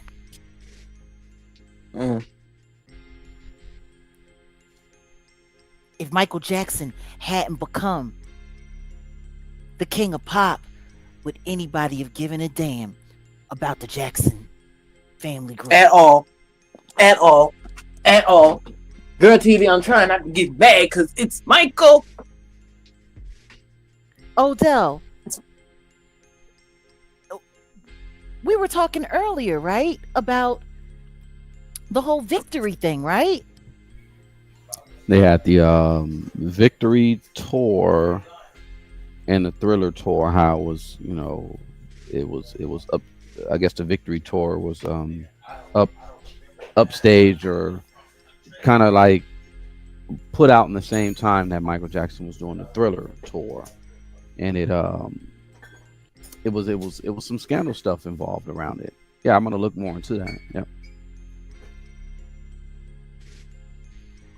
And we can talk more about that in depth, but from what I remember, they decided that they were going to piggyback and pretend like Michael was still going to show up for Victory tour dates while he was supposed to be on his Thriller tour. There was a whole bunch of confusion. And guess what? Michael was left holding the bag for that. They made him the bad guy when it was Joe's idea. And I think we should talk more about that. I think we should, after we go and see it and we do the reaction, I think we should really go over all of the controversial moments of Michael Jackson's career and get to the heart of it and talk about what actually happened and clear it up. Because I'm telling you, when I go through some of these videos and I see some of these comments of people talking down on Michael and Girl, still labeling him a PDF and girl, all of that. these raggedy ain't shit assholes. I'm real sick of them. They done played with Michael Jackson far too long. This is why I was quiet all this time, and I'm not even about to really just go off like this. Just know, for everybody listening, bitch, don't ever play with Michael Jackson in my face. I will slap you. I'll slap anybody quick. Anybody quick. I'm so tired of them playing with him. I'm so tired. And it doesn't make it no better that even as we keep going the fuck forward, there's still somebody always trying to sit here and use his name, use his fame, use the work that he put in this lifetime to be great so they can go ahead and just be like, man, girl, we can move on. Because it's about to get disrespectful. Fuck Oprah. That part. But let's be clear. Like, it was just an impossible situation always round. It would have hurt the Jackson legacy if he had stayed in the band and been focused on the band solely and only, and the world would have lost if Michael Jackson didn't become Michael Jackson. This world could be, girl, listen, as far as I'm concerned, this world could go to hell. Whatever. Every Jackson that can be mad about it. We sorry. We know that you feel played. We know that you felt like, damn, he was the youngest and he done outshined everybody. Yeah, we know it hurts. Matter of fact, we the people, we probably have been witnessing it. We just thought that, oh, let's hope that as a family, it's not like that. We're fine with the fact that if it is like that, just, you know, as we move forward since the movie's coming out, and I hope it's a good movie because I really want to see it. I'm tired of them playing with Michael Jackson. I am. I'm sick of it. Like, we're going to get to talking about Paris in a second time. Oh no. But seriously though, so I'm sitting there and I'm looking, and I'm looking at Jafar. Sweet kid, and you know someone saw it yesterday. Somebody saw it on Wednesday. It was a great movie. Awesome. Like, I heard it's getting standing ovations at movie theaters, which is awesome. Shout out to Antoine Fuqua. Yeah, they even talked about the fact that he they highlighted that part of the film where he was filming what was it? It was Bad, I believe, where he had those Crips. He had some real Crips. There's an infamous photo of him with some Crips. I think he was throwing up the C, and they highlighted that in the film. And I think you know, that's cool. That's great. It's good for LA. But I think some people are mad at the fact that this film didn't talk about the allegations, the kid stuff. Like, people are weird. People are weird. They really said that people were upset, like, oh, well, they didn't really touch up on those allegations. Now, supposedly, this started from, the timeline is from when he started at age 5 up until he did Thriller. Now, the allegations didn't come out till after Thriller.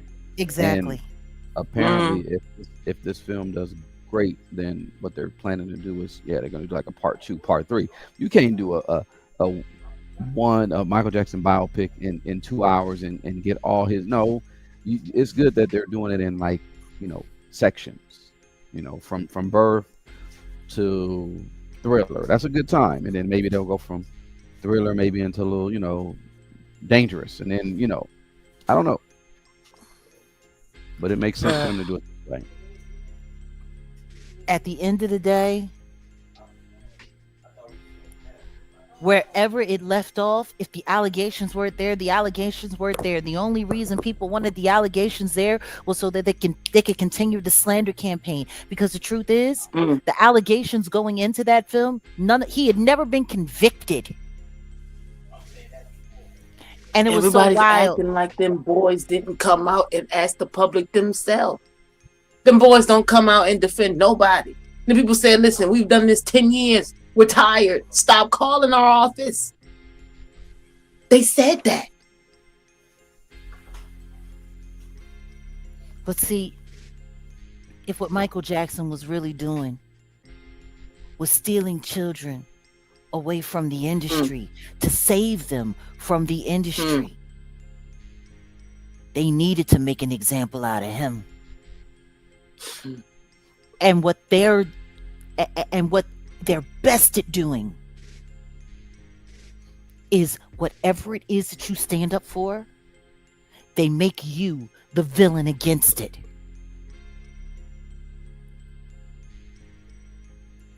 You save children, you help children, they paint you as a danger to children.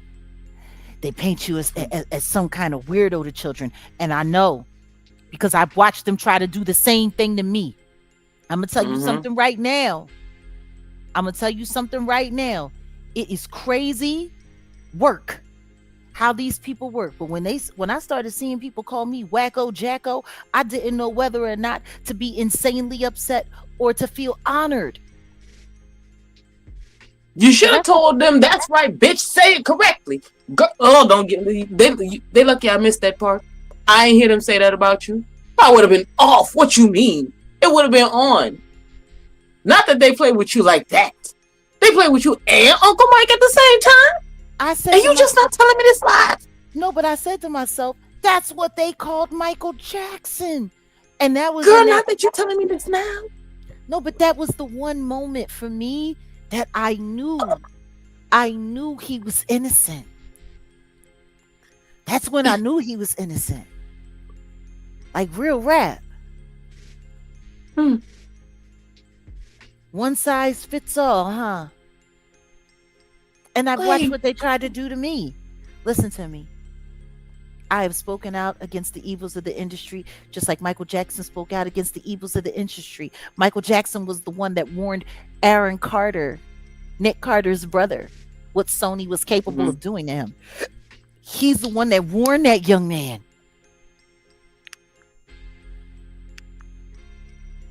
And we all see what happened to him. It's funny how people can just say that somebody took their own life. Man. Even though just a week or so before they said, hey, I don't want to take my own life. And if anything happens to me, know that I didn't do it to myself. But then somebody comes out, oh yeah, he took his own life. But everybody's like, oh my God, that's so terrible. I can't believe he did that to himself. Are you kidding me?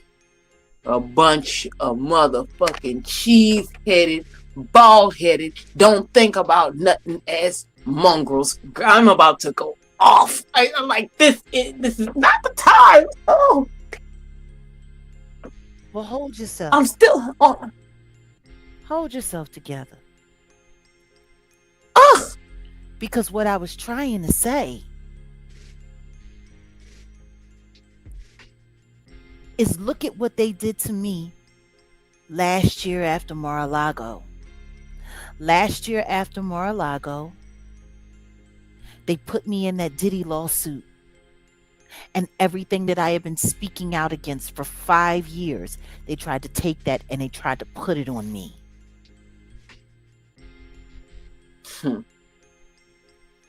Why would they do that?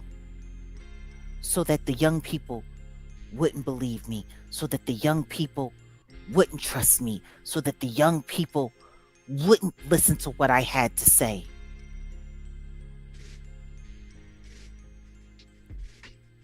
That's how they handle up. If they know that taking your life and martyring you will only create an uprising, they destroy your character. They destroy your reputation and they make the public hate you.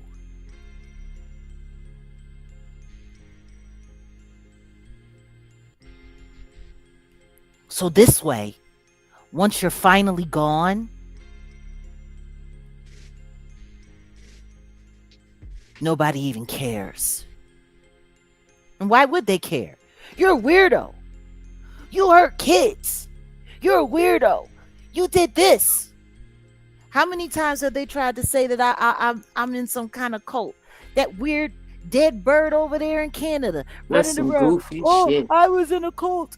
I was in a cult. I was in a cult. You want to know the cult that they kept trying to tie me to? Carbonation.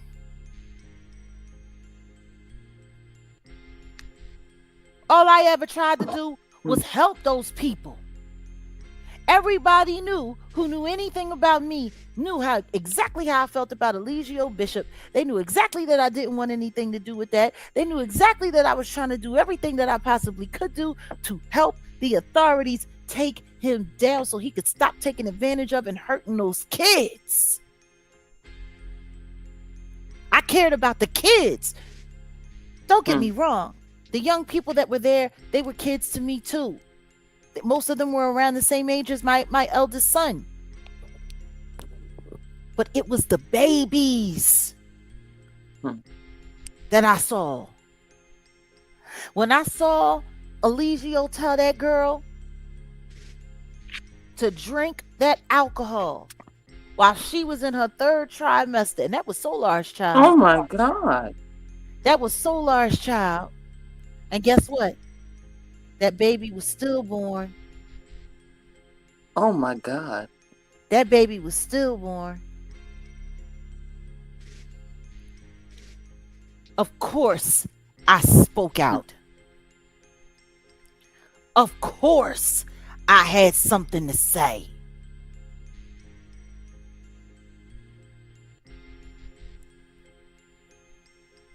Absolute psychopaths. So what did they try to do online?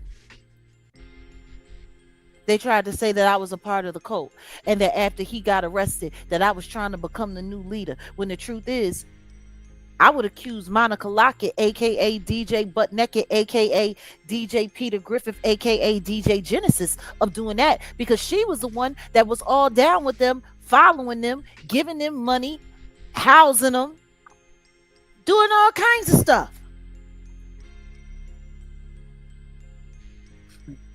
That part, Yam J. Eligio Bishop was running around taking people's debit cards, taking people's social security cards, passports, keeping them, holding them. Ain't nobody ever gave me no ID. I ain't collecting no money from nobody. I'm not It's running the around making audacity. people. No, but think about it.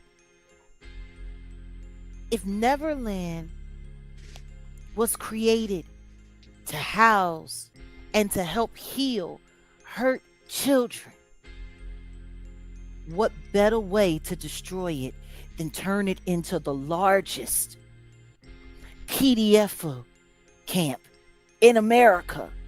When meanwhile, it was really going on with the Epilator man, the Jeffrey Ep man, and up there. Oh, and wait a minute, and let's not forget about the island that we researched. Listen. Up there by Chicago and Michigan, up there. Yeah. In the Michigan. Down there by the Highway of Horrors. In Lake Michigan. That private island where they were taking children there and doing all kinds of stuff to kids. Yeah. Yeah. Or did find it. We were running down leads that came from somebody that we was talking to inside the prison system, because we were trying to find some links, and we ran across that island.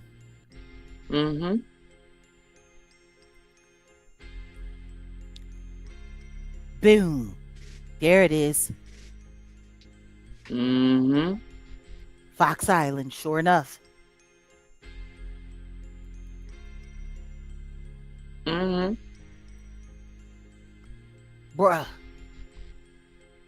Yeah. Bruh. Yeah. This stuff is real, G. It gets down like that. Yeah. It is real.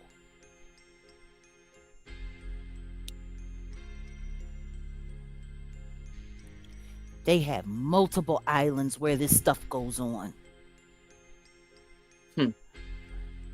Meanwhile,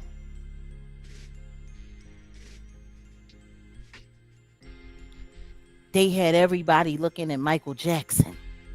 Bruh, like, no. While they was still busy running around doing their stuff. And understand this, anybody who doesn't believe that Michael Jackson wasn't also a child victim is absolutely crazy. We'll say alleged for the sake of the channel, because this is one of the only channels where you can come and sit down and have a real conversation.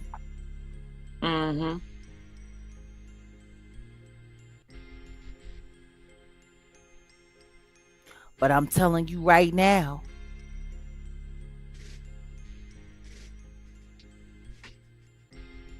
Kendrick Lamar said it best. I'll never forget at the end of To Pimp a Butterfly. When shit hits the fan, are you still a fan? When shit hits the fan, are you still a fan? That nigga gave us Billie Jean. You say he touched them kids. When shit hits the fan, are you still a fan? And ooh, I'm sorry, Reed. I'm sorry, Reed, but just for even saying that in my chat openly, you're getting banned. Because I'm telling you right now, nobody gets to call Michael Jackson a PDF on my watch. Oh, Nobody gets to call him a PDF on my watch. not around here. Not right here. No.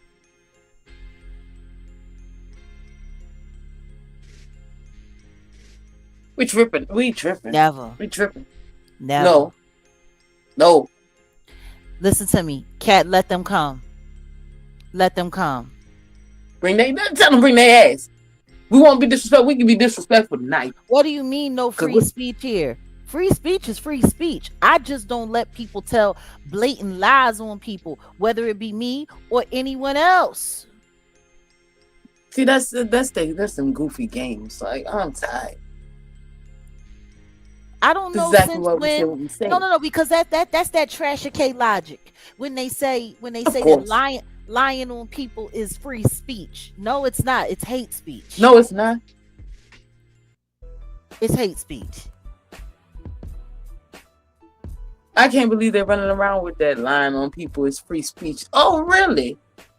Oh, really? So lying all of a sudden constitutes as free speech. Well, will you have your freedom if you go inside the courtroom and tell lies underneath that oath?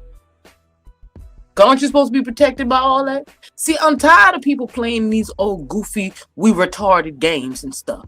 I'm real sick of them. Real tired of them. You're not about to play with Michael Jackson around here.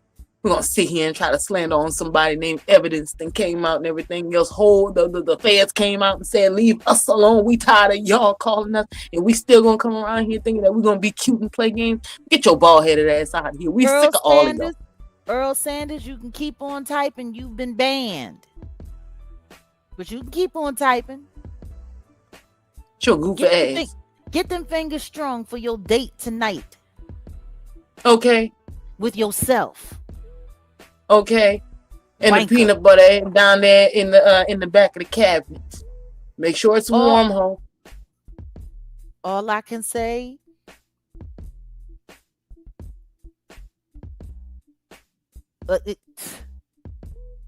all that I can say, I'm just saying. Yes, Tom, Naomi has an island too. It's the best place to take victims. Oh no. Oh no. Like,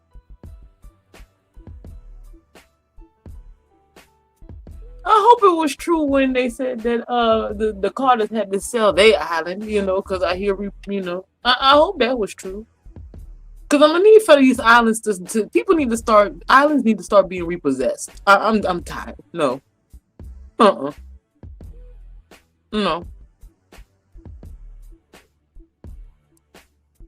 You got me.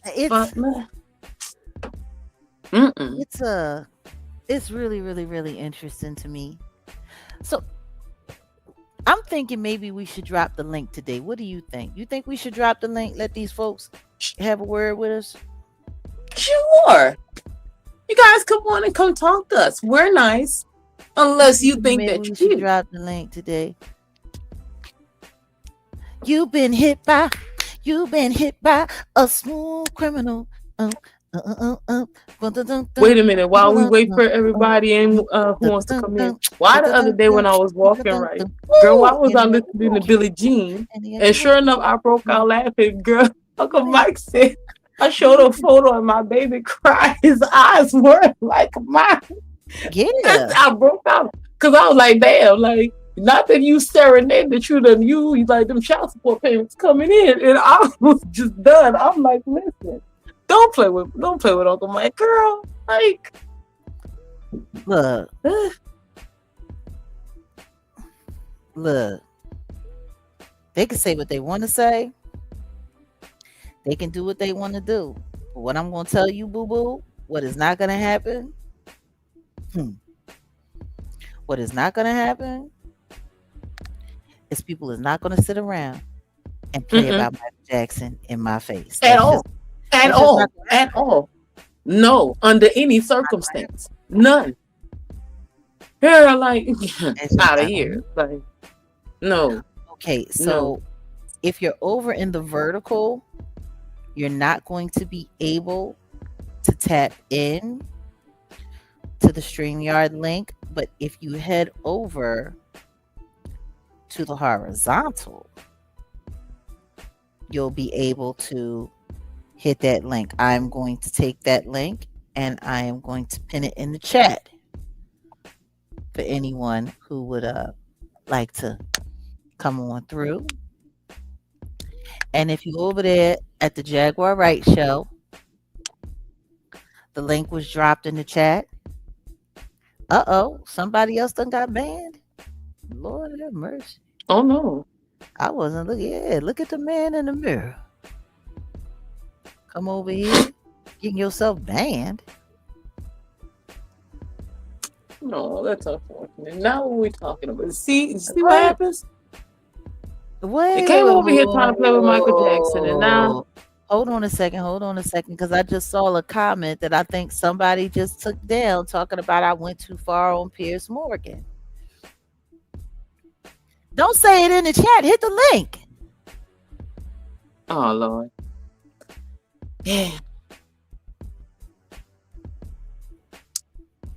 Well, I see what part this is. They coming over here because they want to play. I don't know what they over was here. talking They about. over here just trying to troll. I'm getting rid of them. But yeah, if y'all, the link is in the chat. If you're not gonna troll like that, we're if you want to say something, pop in, and you gotta show your face People too. talking So. crazy, talking about I listened to that romantic necromancy from that little weird boy. I don't listen to that little weird boy. I don't listen to that little weird boy. I don't listen to little boys that hack up children. Oh no. I don't do that. Oh, I don't know why people think. No.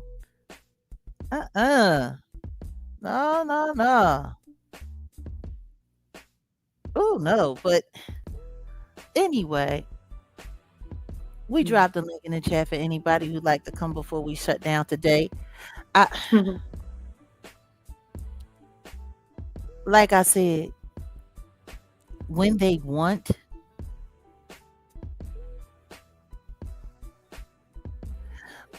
if you're in the vertical, it's probably not going to come up. You need to get over to the horizontal. You can log out. You can log out.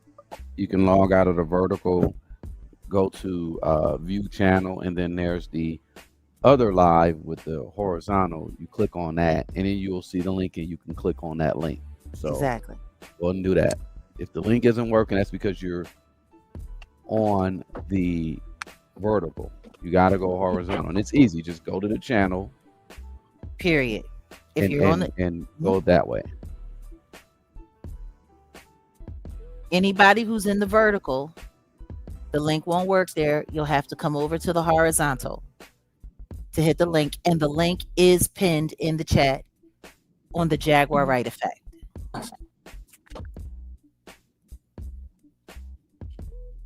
You don't have to copy the link. All you have to do is just come over to the okay. I think I've explained it enough, but long and short. Jesus. Jesus. Oh, you already saw. I banned I banned that ban. That's what I do. Oh, you banned him? I banned him. Why? Why? He don't even need a platform. He needs the dentist. Oh. I understand. So Okay, we have somebody in the back named A. Okay, I just want to let you know. Okay, you're up. You don't want to be, cammed up. You don't have to be. You can turn your camera off if you like. But welcome to the platform, A. What's going on? Hi, A. Miss Wright, I'm still learning. I'm still learning as always. Everything you're saying, ma'am, is correct. But one of the questions I had in the chat that I wanted to ask the panel is how are these younger people under the age of 18 and younger getting proximity to adults? Because, I was around when I was a teenager when the Roots were out there. And, Yeah. They were very politically conscious. I saw you when I was a younger person on a Coca-Cola commercial. I didn't realize it was you until many years old. That's the Jaguar, right? That's Yep. her? And I thought, like, oh, pretty young lady at the time. Very pretty young lady. And that's the young lady that's been saying all this stuff. Because we never knew who you were in Black culture or Black music because no one talked about it. It was Nobody just mentioned the music. It was just the music for me. I wasn't trying to be all the way out front. I wanted my music to be famous. I didn't want to be famous. I never really cared for the idea of fame. And what's so interesting is that they didn't talk about me because I wasn't playing along. They kept waiting for me to want to play along. And I never did. But back to that question, thank you, ma'am. How is it? And when I was hearing these things about Kelly, that happened when I was around 11, 12 years old, around 94, 95. Then the things with, mostly R. Kelly, but that kind of died down once the music started talking and we kind of forgot about that as a collective. But it always boggled my mind, even with R. Kelly. How are these young people, high school like myself at the time, or middle school, getting access to these grown men? You can't have that type of access without parents consenting to that to happen. Not excusing the behavior of these grown men who should have been checking back, but these are kids themselves mentally. I'm telling you right now, bro, I'm telling you right now, I sat in the studio. I was ready to call the police and call CPS while I was at the studio, knowing that R. Kelly was hosting teenage girls that he was having picked up and brought to the studio.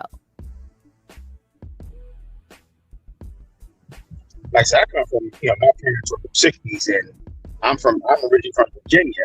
If my parents knew that I was going to a hip hop concert and I didn't return home, there was question and answers or a belt waiting on me. Like, you say you're going to be here at this time. You said this was going to happen at this time. Why weren't you there at the time you were supposed to be there? Understand it. Answers. Understand this. A lot of these kids were given money and taught alibis, taught what to say, taught how to respond when your parents ask you. I'm telling you, it's a whole machine, bro. It's a whole machine. And I would know because I watched it work. I watched it happen. Miss Wright, it's another person on the panel too. I want to also ask this question too, because you exposed this. Now, some people think you're cool, and I've heard a lot of things about these disgruntled, washed up R&B artists that never really made it. Now she's coming out doing this, but I want to get away from that. I really want to just focus on how could these grown men in the industry that we're in, maybe the record companies, like how could were these kids like coming from single parent homes, or they coming from 2-parent homes? Was there sort of a predatory like situation going on where these kids had like young ladies had access to grown men? It's so easy. It is absolutely so easy. I'm telling you right now, you have these girls who show up at meet and greets. You have these girls who show up at, you know, for crying out loud, I know there have been entertainers that have come to high schools and done performances at high schools and had their little people that are working for them, their assistants, getting their phone numbers and collecting their phone numbers and then sending limousines to pick girls up, sending cars to pick girls up after their parents went to sleep. You'd be surprised. That is scary. You'd be surprised how easy it is to seduce a child away from their home, away from their safety. And of course, why wouldn't they want to? Limousines, expensive clothes, somebody sending you this. People send, I mean, for crying out loud, did anybody bother to ask whether or not Foxy Brown's family gave Jay-Z permission to pick her ass up from school? Because people saw him pick her up from high school to take her to the studio, allegedly. Like, sometimes parents don't always know. Sometimes they do. Sometimes parents get, could you mute your mic? Megan, could you mute your mic? Okay. I don't think she hears me because it's kind of loud on her train.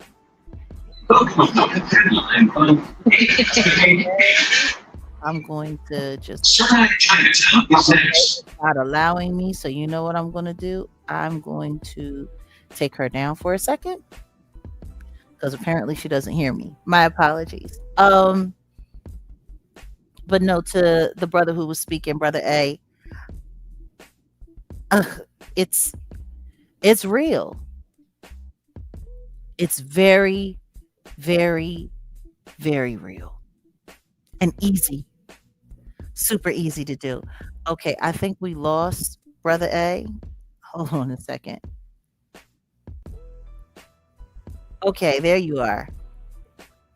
You're going to have to unmute your microphone though. Hello? Okay, he's gone. All right, we have Yamjay on the stage and we're inviting. Oh, we lost Yamjay too? Okay. Okay, did we lose everybody? I guess we lost everybody. Everybody dropped down. I hope you didn't get kicked out because I didn't drop anyone. For anyone who was waiting in the back, please feel free to hit the link. Okay, we have Megan Prude. Okay, Megan, you're going to need to unmute yourself when we let you up on stage.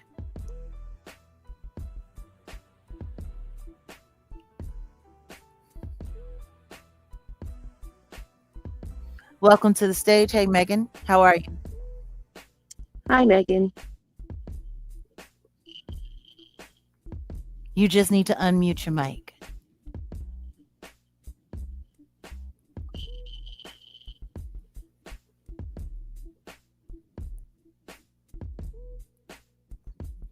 Megan Prude, welcome to the stage. You just need to unmute your mic because I can't do it for you.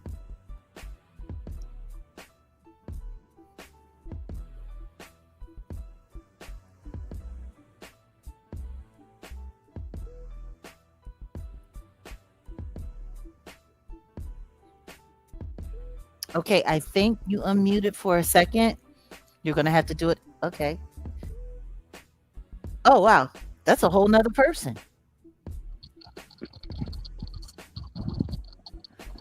Okay, we have Stacy. Okay, I see you. If you want to stay cammed up, you can. All right. Just letting you know we're letting you up on stage now. Hi, Stacy. How are you? Good, Jaguar. How are you? We're doing there. well. Can you guys hear me? Yes, Yes, we can.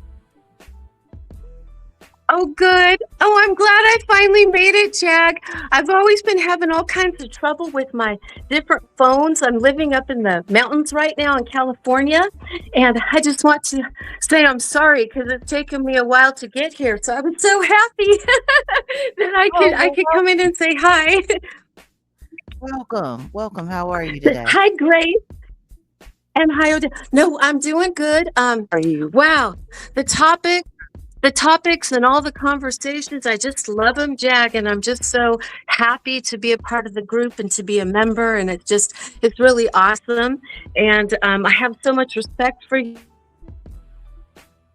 you, and I want you to know that I'm standing with you and supporting you because I'm here for justice too. 100%. And I love Michael Jackson, and I always have.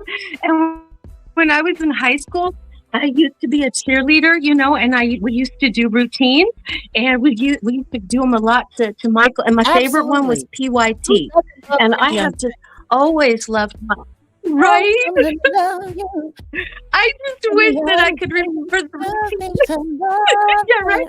PYT, pretty young thing. I used to always say, Michael Jackson can come on, and you don't dance, you're not human. I used to say that all the time. Yeah. Right? Oh God. So we just had so much fun, and listening to all the music, and later in life when I heard about what was happening with him, I always felt in my heart that he was just such an awesome guy. When I say musical legend, I just remember even watching some other movies. I can't wait to see this one, but some other movies that I've seen about Michael Jackson, and he was telling his mom, I have music in my head, and I just want to get it out to everybody. And I'm like, wow, that is just so cool, and he's so talented, so gifted. And the way that he loved kids and loved his own kids, even if I think they're all so awesome, Paris and Blanket, and oh gosh, I forget the other one now, but they're so cute and they're so sweet. I'm trying to keep my patience with Paris. Paris is doing some interesting things and saying some interesting things these days. And I haven't really seen anything new, but in the past, the interviews and the things that I've seen, they've been really good. She loves her dad. She's really supportive. Sweetheart, in the past week, she has recently come forward saying that she does not agree with the film, and that she believes her father's accusers. Oh, wow. Okay. Yeah, well, okay, let's pray for her. Let's pray for Paris. I think she's a sweetheart, and I'm so happy that she's doing her music, and I think she's doing a great job. But yeah, I don't know, because I agree with everything that you're saying. I'm praying. Yeah, we gotta pray for her, because I feel like somebody has gotten to her, and I find it very interesting that 6 months ago she was going through legal issues with the Jackson estate, complaining about not getting money from the estate, and now all of a sudden she believes. And I've heard some things that there might be a relationship with powder in her life. Oh no. Oh, I hope not. Oh gosh, because she's so young, and she's just so cute. Yeah, and guess what? So was Drew Barrymore, 10 years old. Yeah, I know. I tell everybody all the time, celebrity kids, you have to watch out for them the most, because those are the ones who are always hurting in plain sight, and everyone thinks their life is so fantastic. Everyone thinks their life is so great. Everyone thinks everything is so wonderful because, oh, look, they're celebrity kids. They're celebrity kids, until you find out their real stories. I know. No, I'm with you. Like Britney Spears, I feel so bad for her and all the things that she's going through. And these people, they're like psychopaths, Jack. That's what they are. They're psychopaths. Absolutely. the way that they twisted around and like what you're talking about tonight, and I'm listening more and more, and I'm hearing and the new movie coming out, and I think that's really cute about Jermaine's son. Is it Jafar? Is that his name? The Jafar. son? Yeah, Jafar. Jafar. Yeah, that's so cute. I kind of agree with you. How awesome that he's in the family bloodline, and he looks like Michael, and so I'm like, that is just so exciting. But when you're sharing a lot of the stuff about the family, I'm like, it sounds like they did set Michael up, didn't they? They did something. Well, the way things are looking with Jafar, it looks like they finally got themselves a Michael Jackson that they can control. Okay. Yep. Yeah. This kid sad, huh? is set to take on his uncle's legacy and continue to keep portraying his uncle. And the truth is, this is going to do wonders for the Jackson family estate, not just Michael Jackson's estate, but the Jackson family estate as a The whole. whole family. Yep. Right. So I'm Right, sure right. they're looking at options, to be able to lean more into the monetary side of it, like they were able to do, Graceland and turn that into a money-making entity for Elvis. They don't really have that for Michael Jackson. Okay. But now with the Jackson family coming in and, transforming the outlook, like even the way they reshaped the perception of Joe Jackson in this film. Yeah. I heard Okay. there's a lot. There's Did a they lot. did they make him look good or bad? Because what I've seen has been really sad. What I've seen about what the Well- father did, and I think to myself, Well, those poor the kids. idea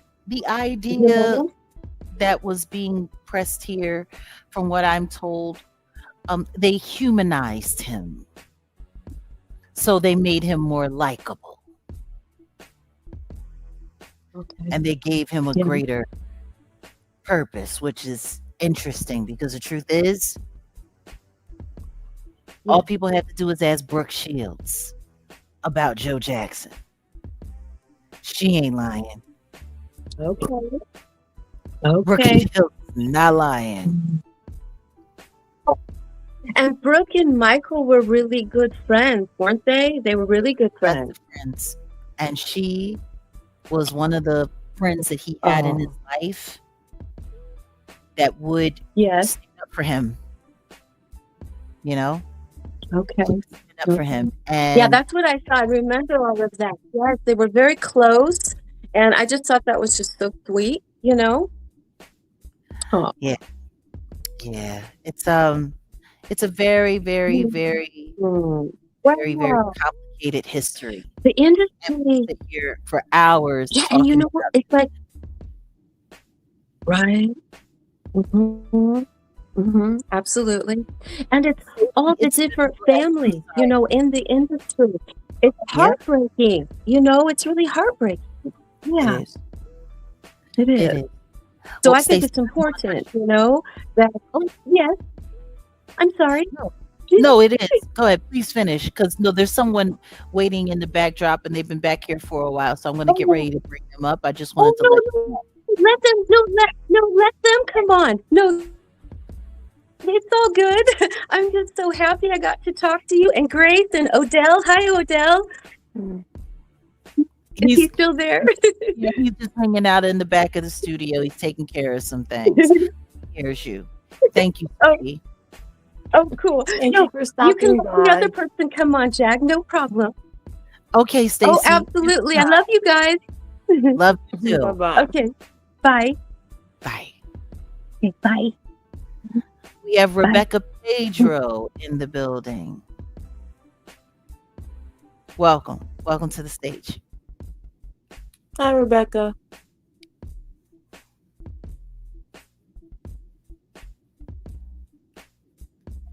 Hello? Rebecca, are you there?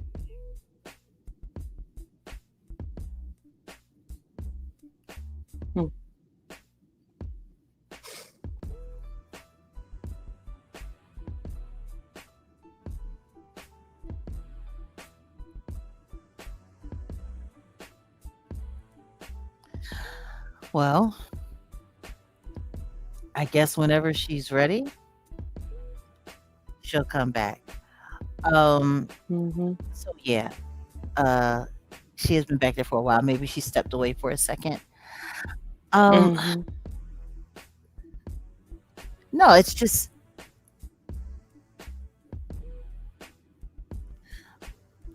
there's a lot. There's just so much when it comes to this family, and so much when it comes to Mm-hmm. all of this. Like I was talking to you earlier about Mm-hmm.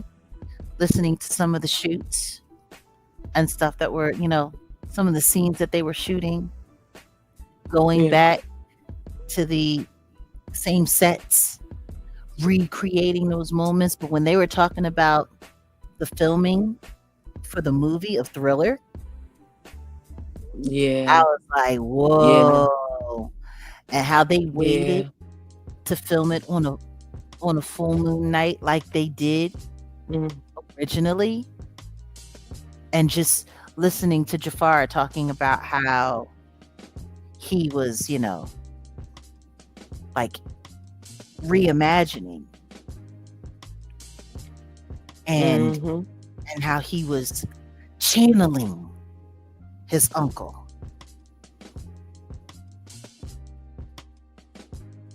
That word though. That word though. Into that. Girl, wait till we gonna talk. We gonna talk about this one. Do I have an all-time favorite Michael Jackson song? Absolutely.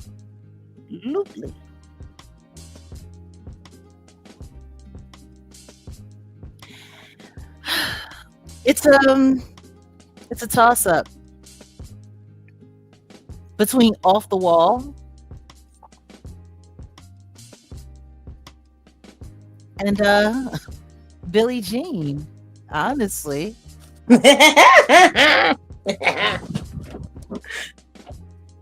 You want to know my fave? Well, I mean, I love them all, but yeah. But something about Off the Wall.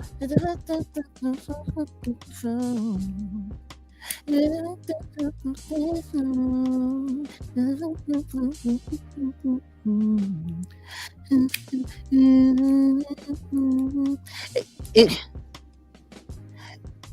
oh my goodness.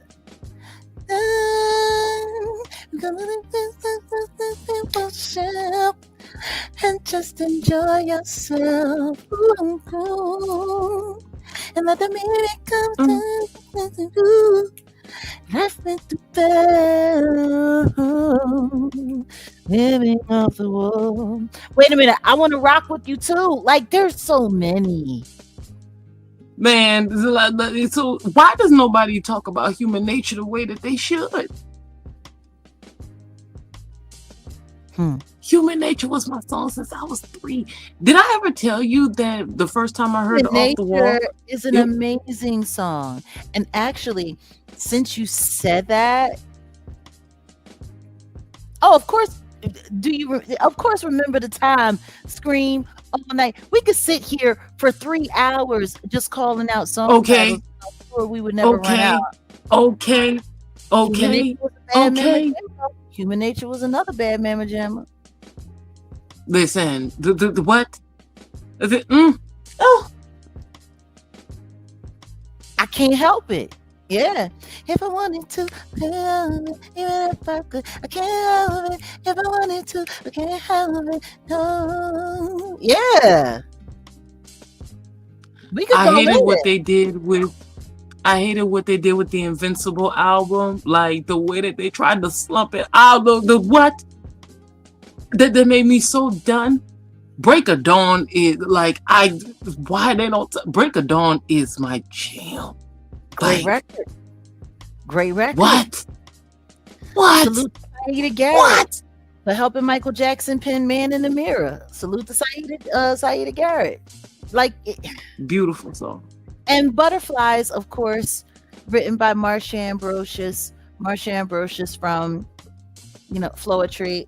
I was there. Marsha Ambrosia wrote Butterflies? Yeah, you didn't know that? No, girl, listen. Yeah. And when it comes to Oh, Michael Jackson, honestly, quiet as it's kept, I don't care who wrote it, but it's fun to know that. Oh wow, I did not know. I love that song. Yeah. I love that song. Yeah. We can go on and on with Michael Jackson. Matter of fact, we're about to start swinging back into the Jackson 5 since everybody wants, since, you know, we talking about the Jackson 5 and everything, because can we, like... I'll be there. Never Can Say Goodbye. Oh! Never Can Say Goodbye is probably one of the baddest records. Never Can Listen! Say Goodbye. Ooh. Listen! I never can say goodbye. No, no, no, no, no, no, no, no, no. Ooh. Never can say goodbye. No. Yo. Yo. Oh. I used to play a clip of them doing that on the Ed Sullivan Show on my YouTube channel. When he had the purple hat? I'm trying to think. I think they were wearing some kind of brown and mustard getup.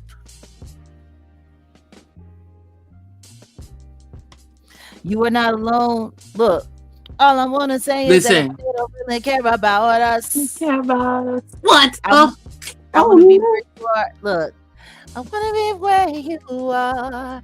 Oh, anywhere you are. Oh, I really want to be where you are. Oh, yeah. Bro. You want to know one of my quiet favorites? We could go song for song for song for song and be here for another 3 hours. We can't do that tonight. Listen.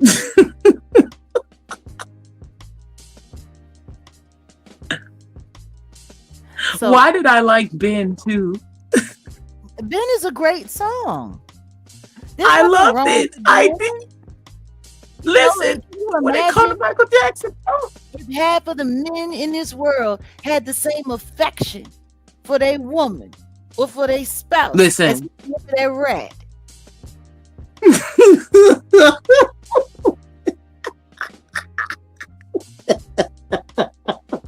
He's saying, "Ooh, you hear the song? Welcome to the family. Welcome, you a Jaginator, baby. Welcome." Welcome.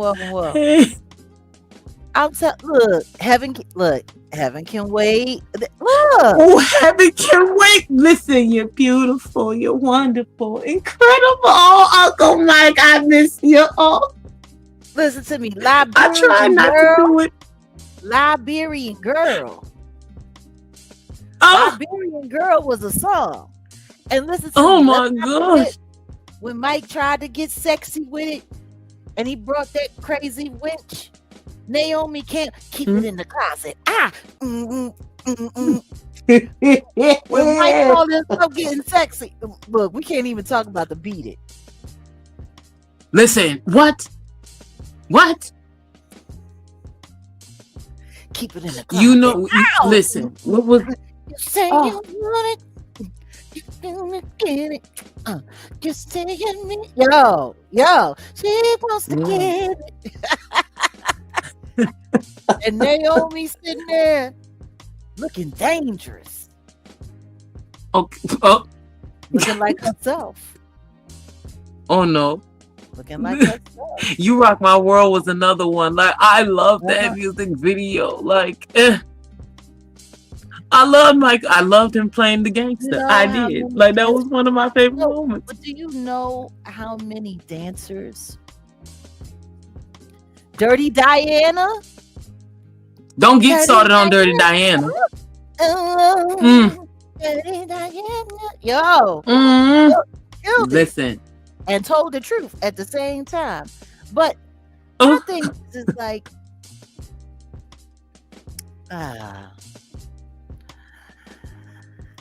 like I said, we could go on and on and on and on. Oh, Smooth Criminal. I was kicking that earlier.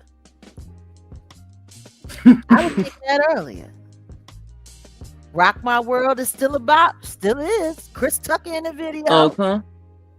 Listen, loved it.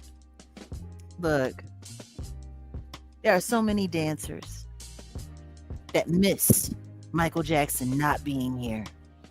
He employed so many dancers. There were so many dancers who depended on that Michael Jackson gig. And that's part of the reason why I have such great, respect and admiration at times for Chris Brown, because he kind of filled that pocket, that void. There weren't people that were, oh yeah, listen to your heart. Another great one. Like, Chris Brown does the same thing for his dancers that Michael Jackson, or as best as he can, that Michael Jackson did for his. And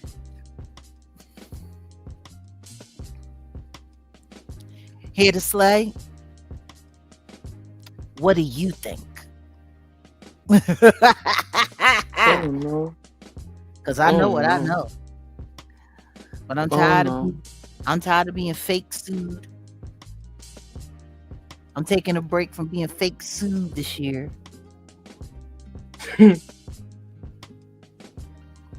Yeah, like, well, look, I think we're going to have to do the part 2 of this conversation.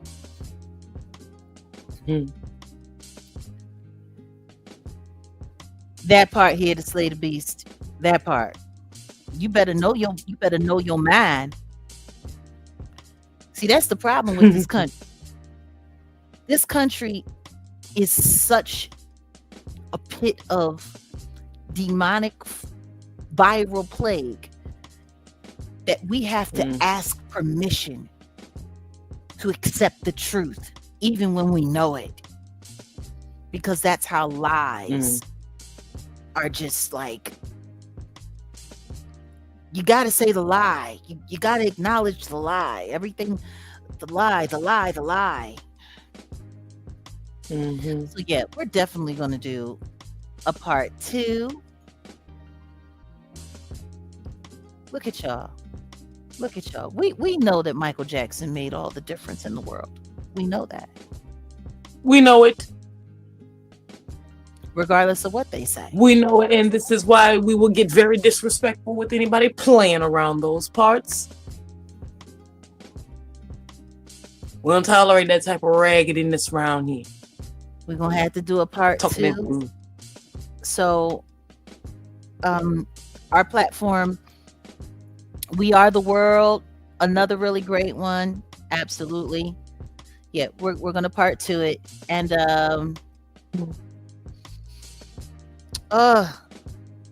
yeah, he did have the best Super Bowl. He did.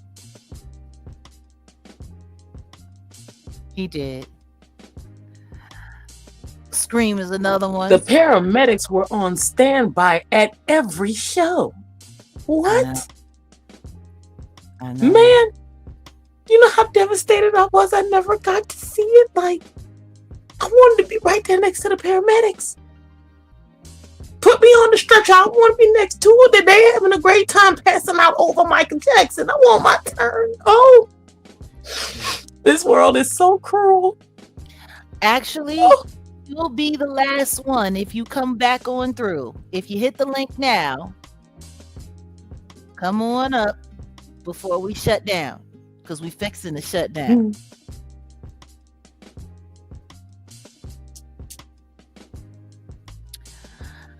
Never can say goodbye. Like, yeah, I mean, like, some of you guys have like so many of the same love affairs, but I'm telling you, Off the Wall was like, there's something about that record. And it was because that record came up in the time when I was growing up, you know? There was just something magical about it. Hold on a second. We have the Mad Writer in the building. Hey, Jag, how you doing? Salute. Welcome. Hey, thank you. Salute Hi to you there. and salute you and the young lady that's on the chat. How you doing? Oh, that's Grace. Hi there. I'm fine. How are you? Hey, Grace. My great grandma name was Grace. I love your name. Oh, that's fun. Thank you. For sure.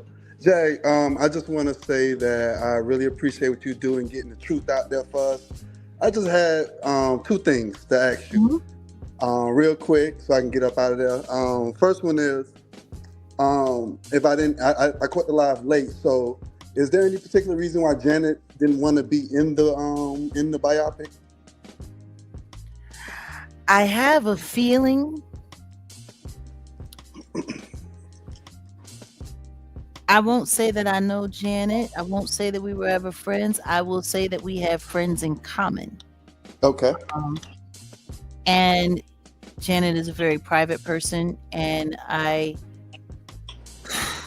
it's been rough for her. But I think she disagreed with some of the representation. And I think she probably has an idea of what her family is planning to do. Yeah. I got you. This entity in this franchise. And, you know, all I can say is if Janet has a problem with it and her and Jermaine are at odds. Yeah, something ain't right. Something ain't clean in the buttermilk. Yeah. And like I was saying earlier when Stacy was up here,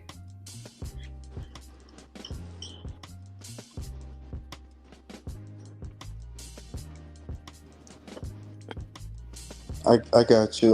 So my second question is off topic, but it's about a celebrity as well.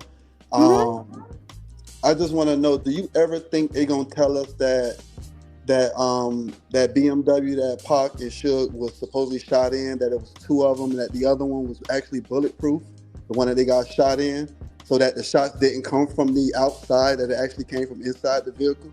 You think they're gonna ever tell us that? I'm sorry, I missed something you said. What did you say? My bad. I say, do you ever think that they're gonna tell us that the BMW that Suge and Pac got shot in, that it was actually two of them, and the one that they got shot in was actually bulletproof? So the shots didn't come from the outside of the vehicle, that actually came from the inside of the vehicle?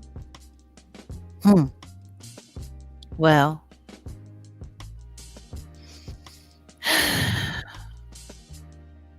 you're a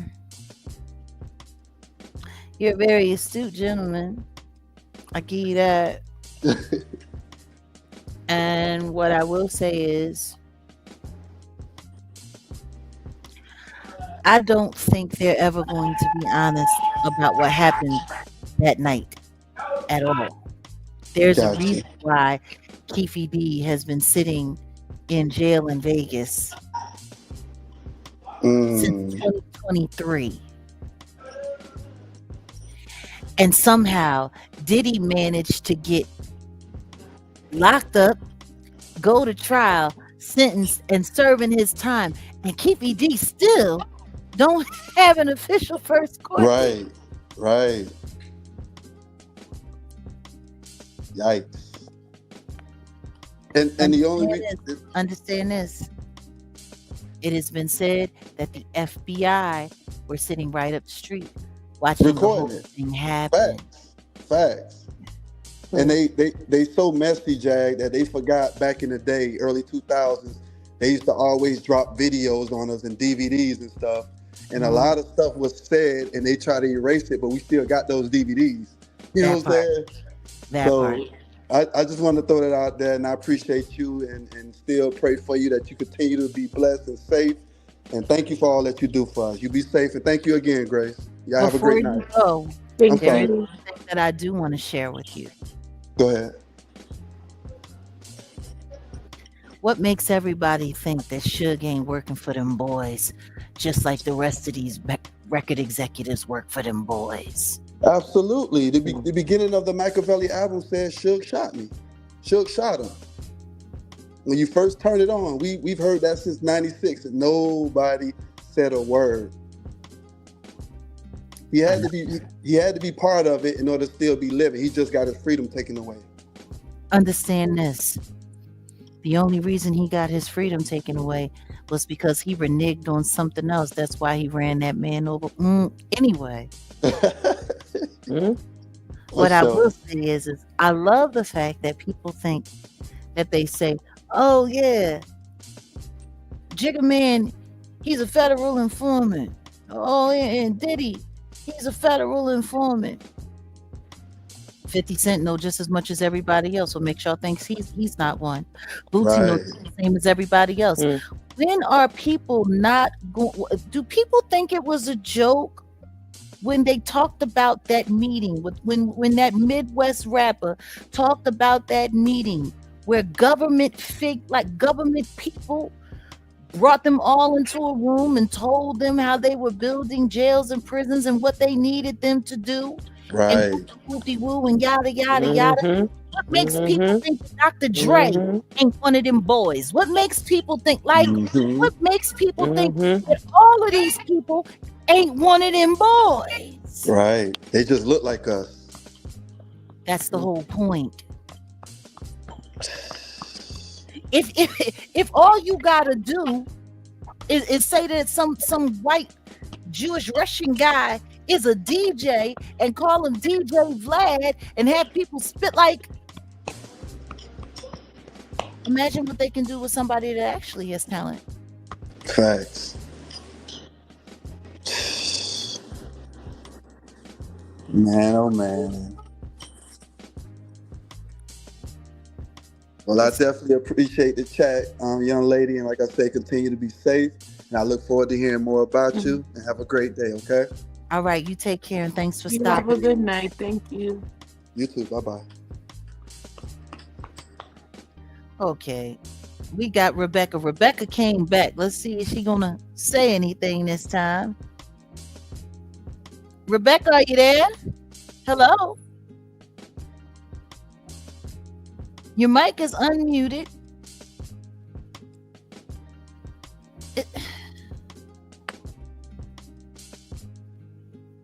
Hello?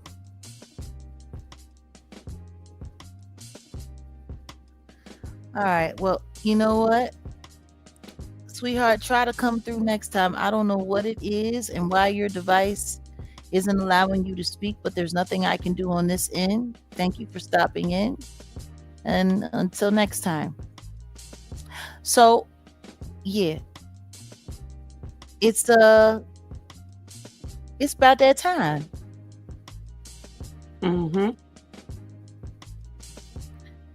You ready to call it a evening? We've had ourselves Sure, we conversation tonight. We did. And it was fun having the children stop by and say wah and all that. Yeah. I enjoyed it. It was good. So yeah, guys, this week was a mess. A trifling one at that. Lord have mercy. Okay, I don't know what's going on. This person keeps trying to come back. Hold on a sec. We're going to give Rebecca one more chime. She chimed in. We're going to chime her one more time. We're going to try. Good evening, Rebecca. Welcome. Welcome to the stage. How can we help you?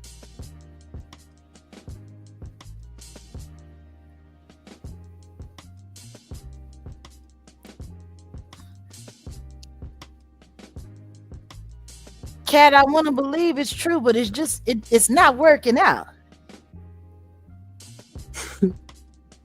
So on behalf of myself, our lead producer Wolfgang Amadeus, and Lady Grace, do you have any final words?